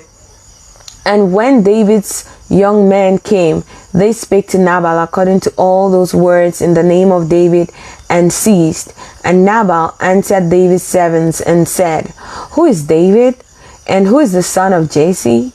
There be many servants nowadays that break away every man from his master. Shall I then take my bread and my water and my flesh that I have killed for my sharers, and give it unto men whom I know not whence they be? So David's young men turned their way, and went again, and came and told him all those things. And David said unto his men, Gird ye on every man his sword. And they girded on every man his sword. And David also girded on his sword. And there went up after David about 400 men, and 200 abode by the stuff. But one of the young men told Abigail, Nabal's wife, saying, Behold, David sent messengers out of the wilderness to salute our master, and he railed on them.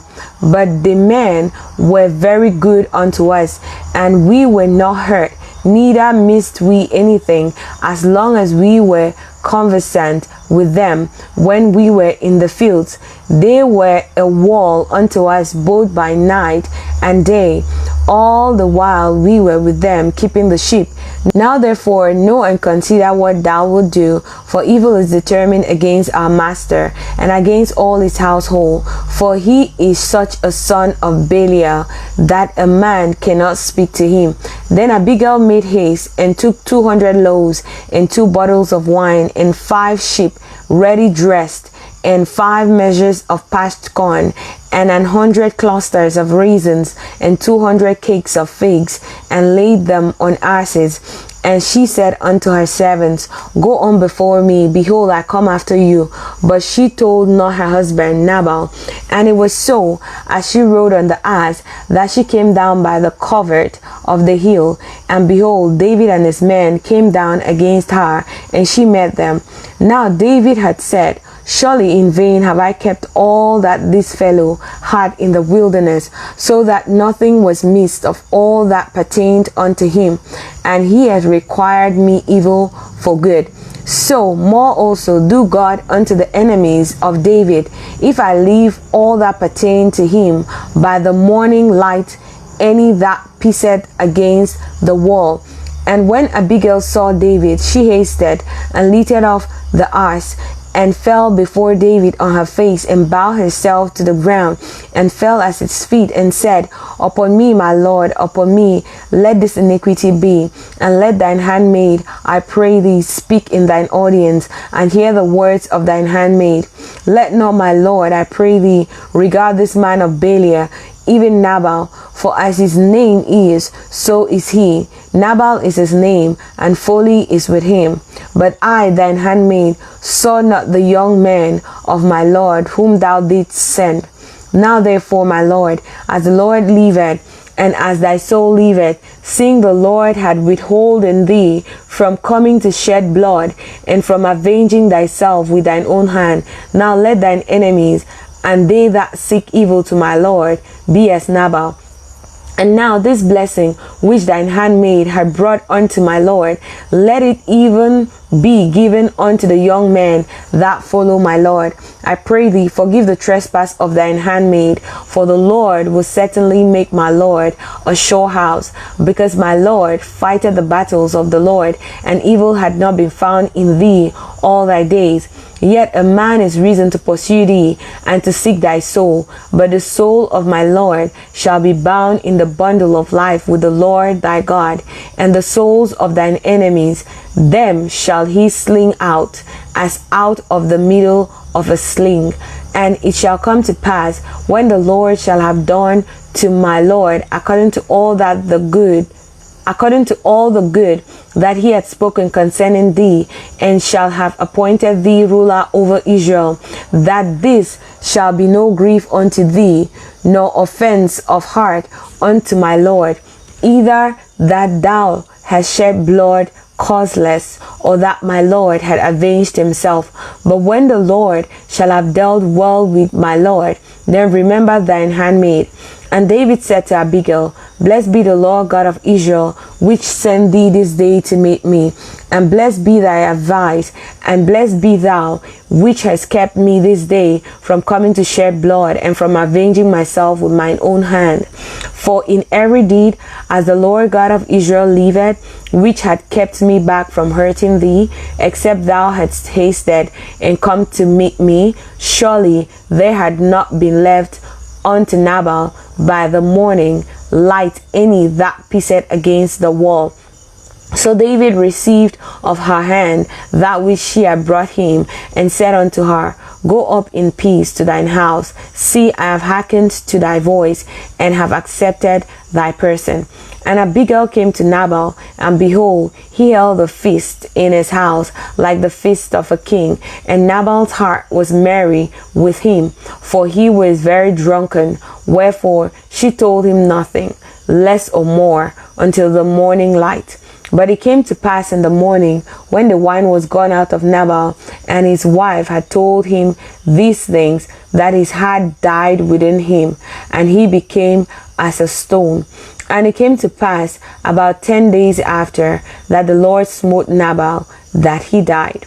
And when David heard that Nabal was dead, he said, Blessed be the Lord, that had pleaded the cause of my reproach from the hand of Nabal, and had kept his servant from evil. For the Lord had returned the wickedness of Nabal upon his own head. And David sent and communed with Abigail to take her to him to wife. And when the servants of David were come to Abigail to Carmel, they spake unto her, saying, David sent us unto thee to take thee to him to wife. And she arose and bowed herself on her face to the earth, and said, Behold, let thine handmaid be as a servant, to wash the feet of the servants of my Lord.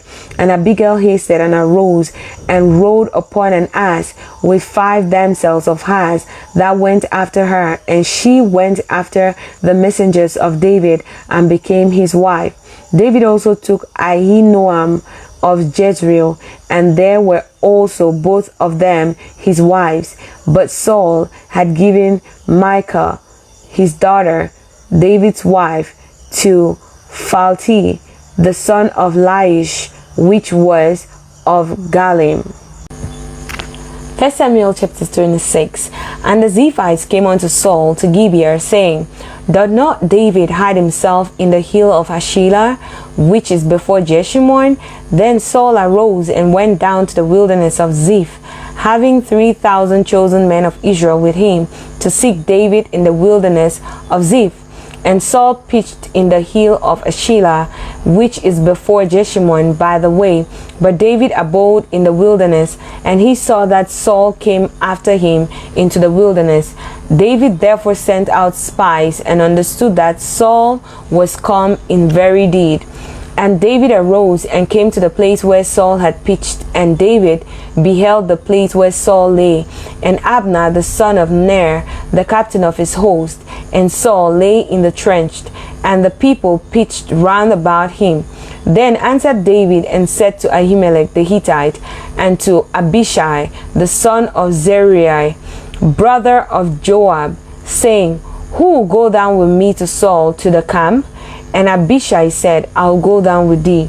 So David and Abishai came to the people by night, and behold, Saul lay sleeping within the trench, and his spear stuck in the ground at his bolster. But Abner and the people lay round about him.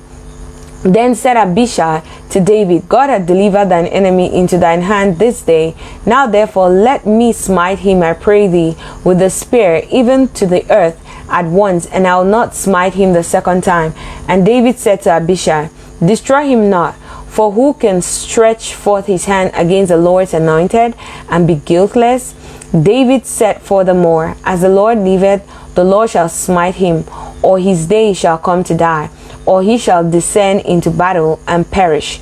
The Lord forbid that I should stretch forth mine hand against the Lord's anointed. But I pray thee, take thou now the spear that is as its bolster, and the cruse of water, and let us go. So David took the spear and the cruse of water from Saul's bolster, and they got them away, and no man saw it, nor knew it, neither awaked, for they were all asleep, because a deep sleep from the Lord was fallen upon them. Then David went over to the other side, and stood on the top of the hill afar off, a great space between them. And David cried to the people and to Abner, the son of Ner, saying, Answerest thou not, Abner? Then Abner answered and said, Who art thou that criest to the king? And David said to Abner, Art not thou a valiant man? And who is like to thee in Israel? Wherefore then hast thou not kept thy lord the king? For there come one of the people in to destroy the king thy lord. This thing is not good, and thou hast done. As the Lord liveth, ye are worthy to die, because ye have not kept your master, the Lord's anointed. And now see where the king's spear is, and the cruse of water that was at his bolster. And Saul knew David's voice, and said, Is this thy voice, my son David? And David said, It is my voice, my lord, O king. And he said, Wherefore doth my lord thus pursue after his servant? For what have I done? Or what evil is in mine hand? Now therefore I pray thee, let my lord the king hear the words of his servant. If the Lord had stirred thee up against me, let him accept an offering. But if they be the children of men, cursed be they before the Lord. For they have driven me out this day from abiding in the inheritance of the Lord, saying, Go, serve other gods. Now therefore let not my blood fall to the earth before the face of the Lord. For the king of Israel is come out to seek a flea, as when one doth hunt a partridge in the mountains. Then Saul said, I have sinned. Return, my son David, for I'll no more do thee harm, because my soul was precious in thine eyes this day. Behold, I have played the fool, and have erred exceedingly. And David answered and said, Behold the king's spear, and let one of the young men come over and fetch it. The Lord rendered to every man his righteousness and his faithfulness. For the Lord delivered thee into my hand today, but I would not stretch forth mine hand against the Lord's anointed. And behold, as thy life was much set by this day in my eyes, so let my life be much set by in the eyes of the Lord, and let him deliver me out of all tribulation.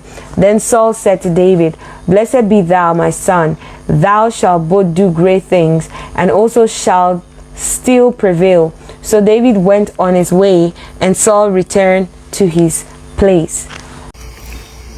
1 Samuel chapter 27. And David said in his heart, I shall now perish one day by the hand of Saul. There is nothing better for me than I should speedily escape into the land of the Philistines, and Saul shall despair of me to seek me any more in any coasts of Israel. So shall I escape out of his hand. And David arose, and he passed over with 600 men that were with him unto Achish, the son of Maoch, king of Gath. And David dwelt with Achish at Gath, he and his men, every man with his household, even David with his 2 wives, Ahinoam the Jezreelitess, and Abigail the Carmelitess, Nabal's wife. And it was told Saul that David was fled to Gath, and he sought no more again for him. And David said unto Achish, I have now found grace in thine eyes. Let them give me a place in some town in the country, that I may dwell there. For why should thy servant dwell in the royal city with thee? Then Achish gave him Ziklag that day, wherefore Ziklag pertaineth unto the kings of Judah unto this day. And the time that David dwelled in the country of the Philistines was a full year and 4 months. And David and his men went up and invaded the Jeshurites and the Gezrites and the Amalekites, for those nations were of old the inhabitants of the land, as thou goest to Shur, even unto the land of Egypt. And David smote the land, and left neither man nor woman alive, and took away the sheep and the oxen and the asses and the camels and the apparel, and returned and came to Achish. And Achish said, Whither have ye made a road today? And David said, Against the south of Judah, and against the south of the Jerahmeelites, and against the south of the Kenites. And David saved neither man nor woman alive, to bring tidings to Gath, saying, Lest they should tell on us, saying, So did David, and so will be his manner, all the while he dwelleth in the country of the Philistines. And Achish believed David, saying, He had made his people Israel utterly to abhor him, therefore he shall be my servant forever. 1 Samuel chapter 27. And it came to pass in those days that the Philistines gathered their armies together for warfare, to fight with Israel. And Achish said unto David, Know thou assuredly that thou shalt go out with me to battle, and thou and thy men. And David said to Achish, Surely thou shalt know what thy servant can do. And Achish said to David, Therefore will I make thee keeper of mine head forever. Now Samuel was dead, and all Israel had lamented him, and buried him in Ramah, even in his own city. And Saul had put away those that had familiar spirits and the wizards out of the land. And the Philistines gathered themselves together, and came and pitched in Shunem. And Saul gathered all Israel together, and they pitched in Gilboa. And when Saul saw the host of the Philistines, he was afraid, and his heart greatly trembled. And when Saul inquired of the Lord answered him not, neither by dreams, nor by Urim, nor by prophets. Then said Saul unto his servants, Seek me a woman that had a familiar spirit, that I may go to her and inquire of her.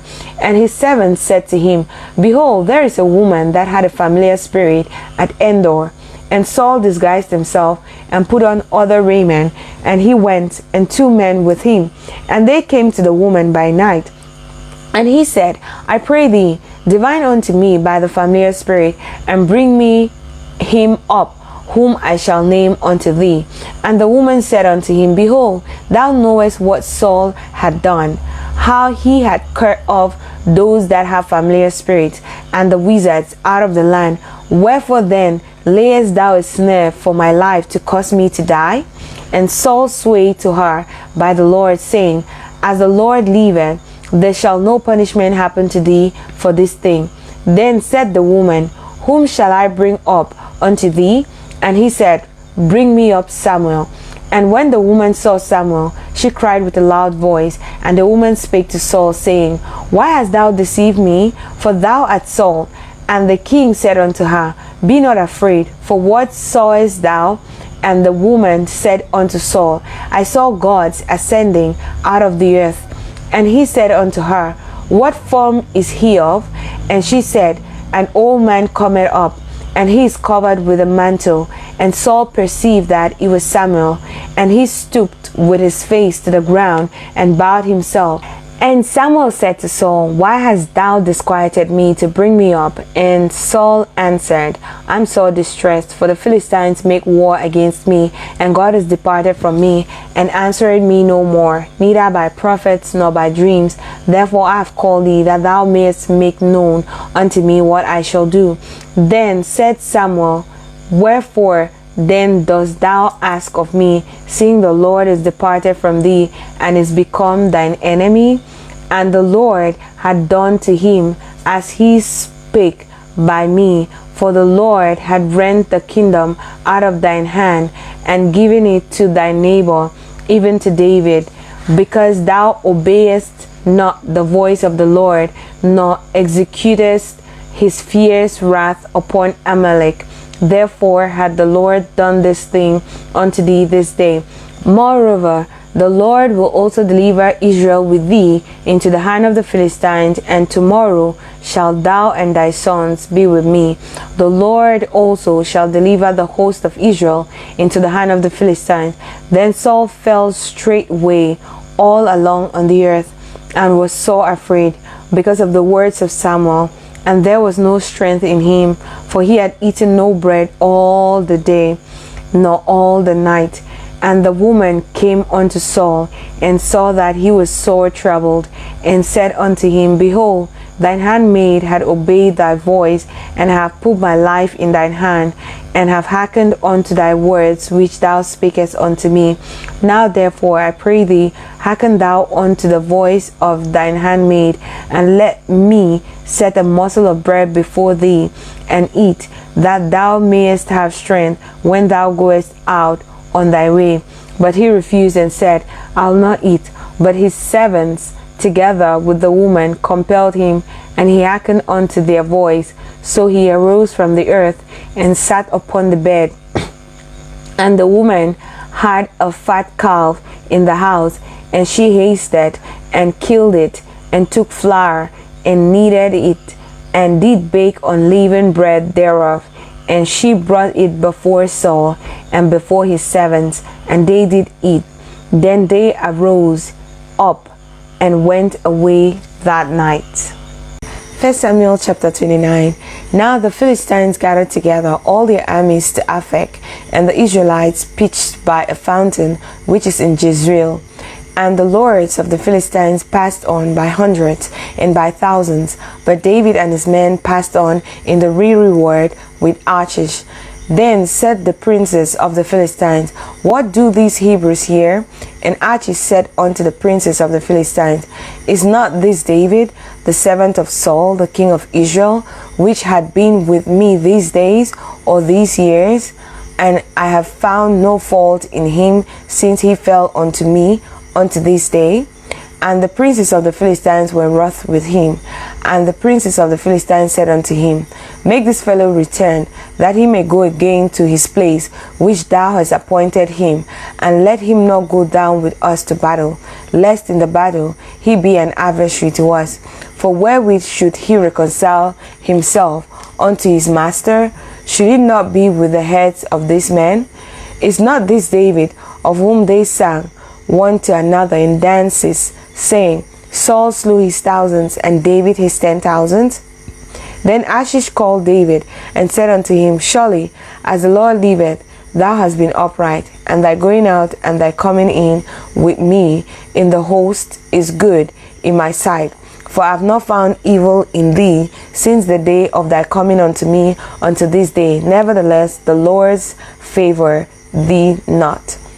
Wherefore now return, go in peace, that thou displease not the lords of the Philistines. And David said unto Achish, But what have I done?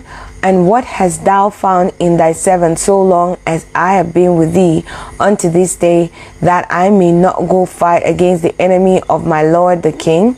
And Achish answered and said to David, I know that thou art good in my sight, as an angel of God. Notwithstanding, the princes of the Philistines have said, He shall not go up with us to the battle. Wherefore now rise up early in the morning with thy master's servants that are come with thee, and as soon as ye be up early in the morning and have light, depart. So David and his men rose up early to depart in the morning, to return into the land of the Philistines, and the Philistines went up to Jezreel. 1 Samuel chapter 30. And it came to pass, when David and his men were come to Ziklag on the third day, that the Amalekites had invaded the south, and Ziklag, and smitten Ziklag, and burned it with fire. and had taken the women captives that were therein. They slew not any, either great or small, but carried them away, and went on their way. So David and his men came to the city, and behold, it was burned with fire, and their wives and their sons and their daughters were taken captive. Then David and the people that were with him lifted up their voices and wept until they had no more power to weep. And David's two wives were taken captive, Ahinoam the Jezreelitess, and Abigail the wife of Nabal the Carmelite.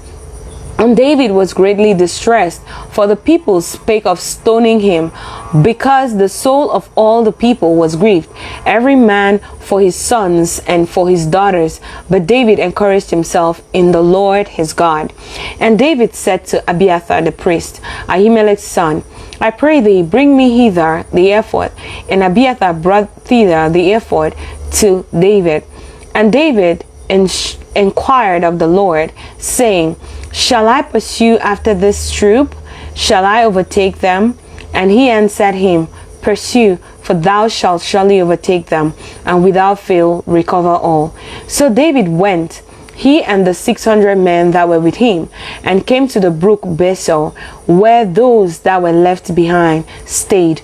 But David pursued, he and 400 men, for 200 abode behind, which were so faint that they could not go over the brook Besor.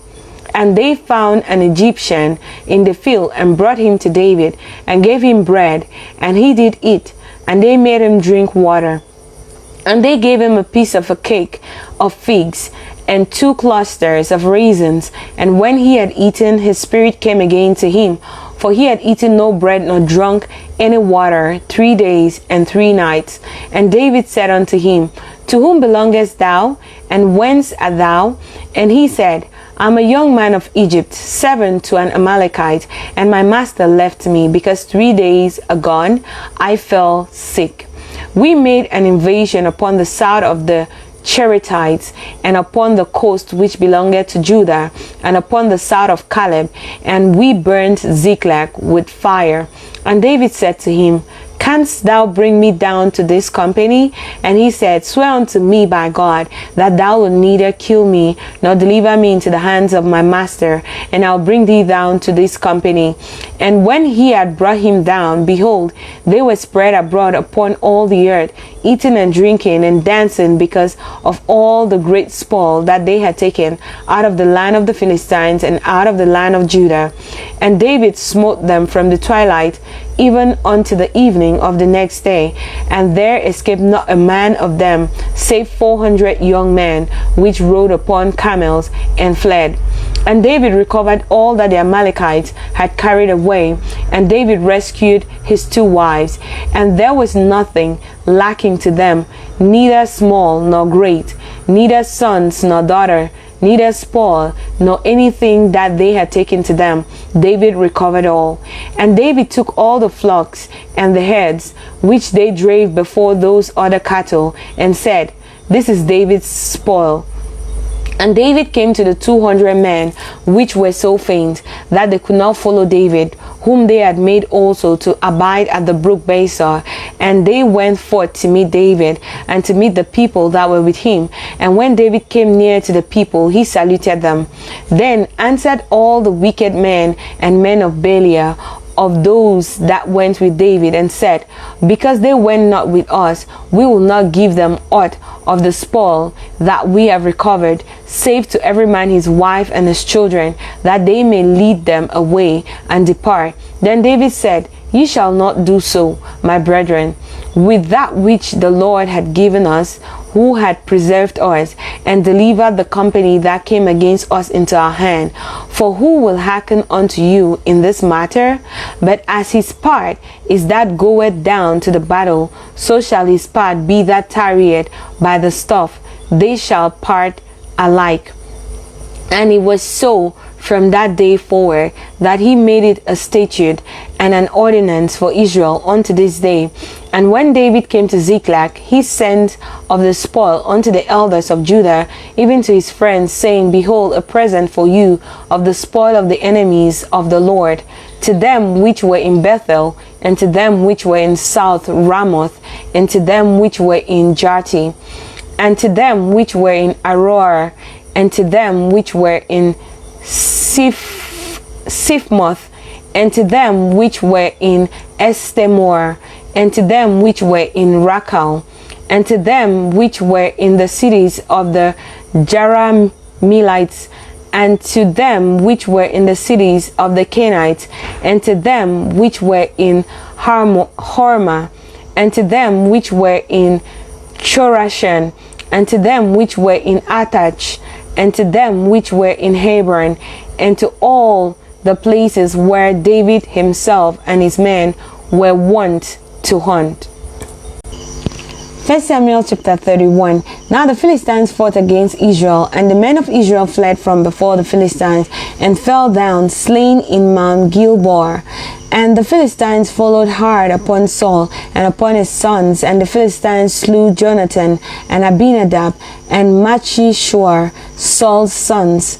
And the battle went sore against Saul, and the archers hit him, and he was sore wounded of the archers. Then Saul said unto his armor-bearer, Draw thy sword, and thrust me through therewith, lest these uncircumcised come and thrust me through, and abuse me.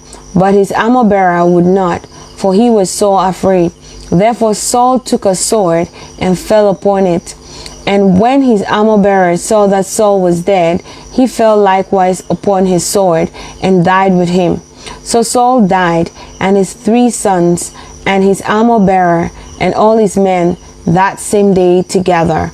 And when the men of Israel that were on the other side of the valley, and they that were on the other side Jordan, saw that the men of Israel fled, and that Saul and his sons were dead, they forsook the cities and fled, and the Philistines came and dwelled in them.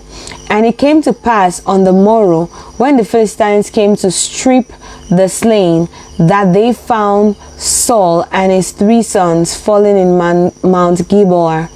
And they cut off his head, and stripped off his armor, and sent into the land of the Philistines round about, to publish it in the house of their idols, and amongst the people.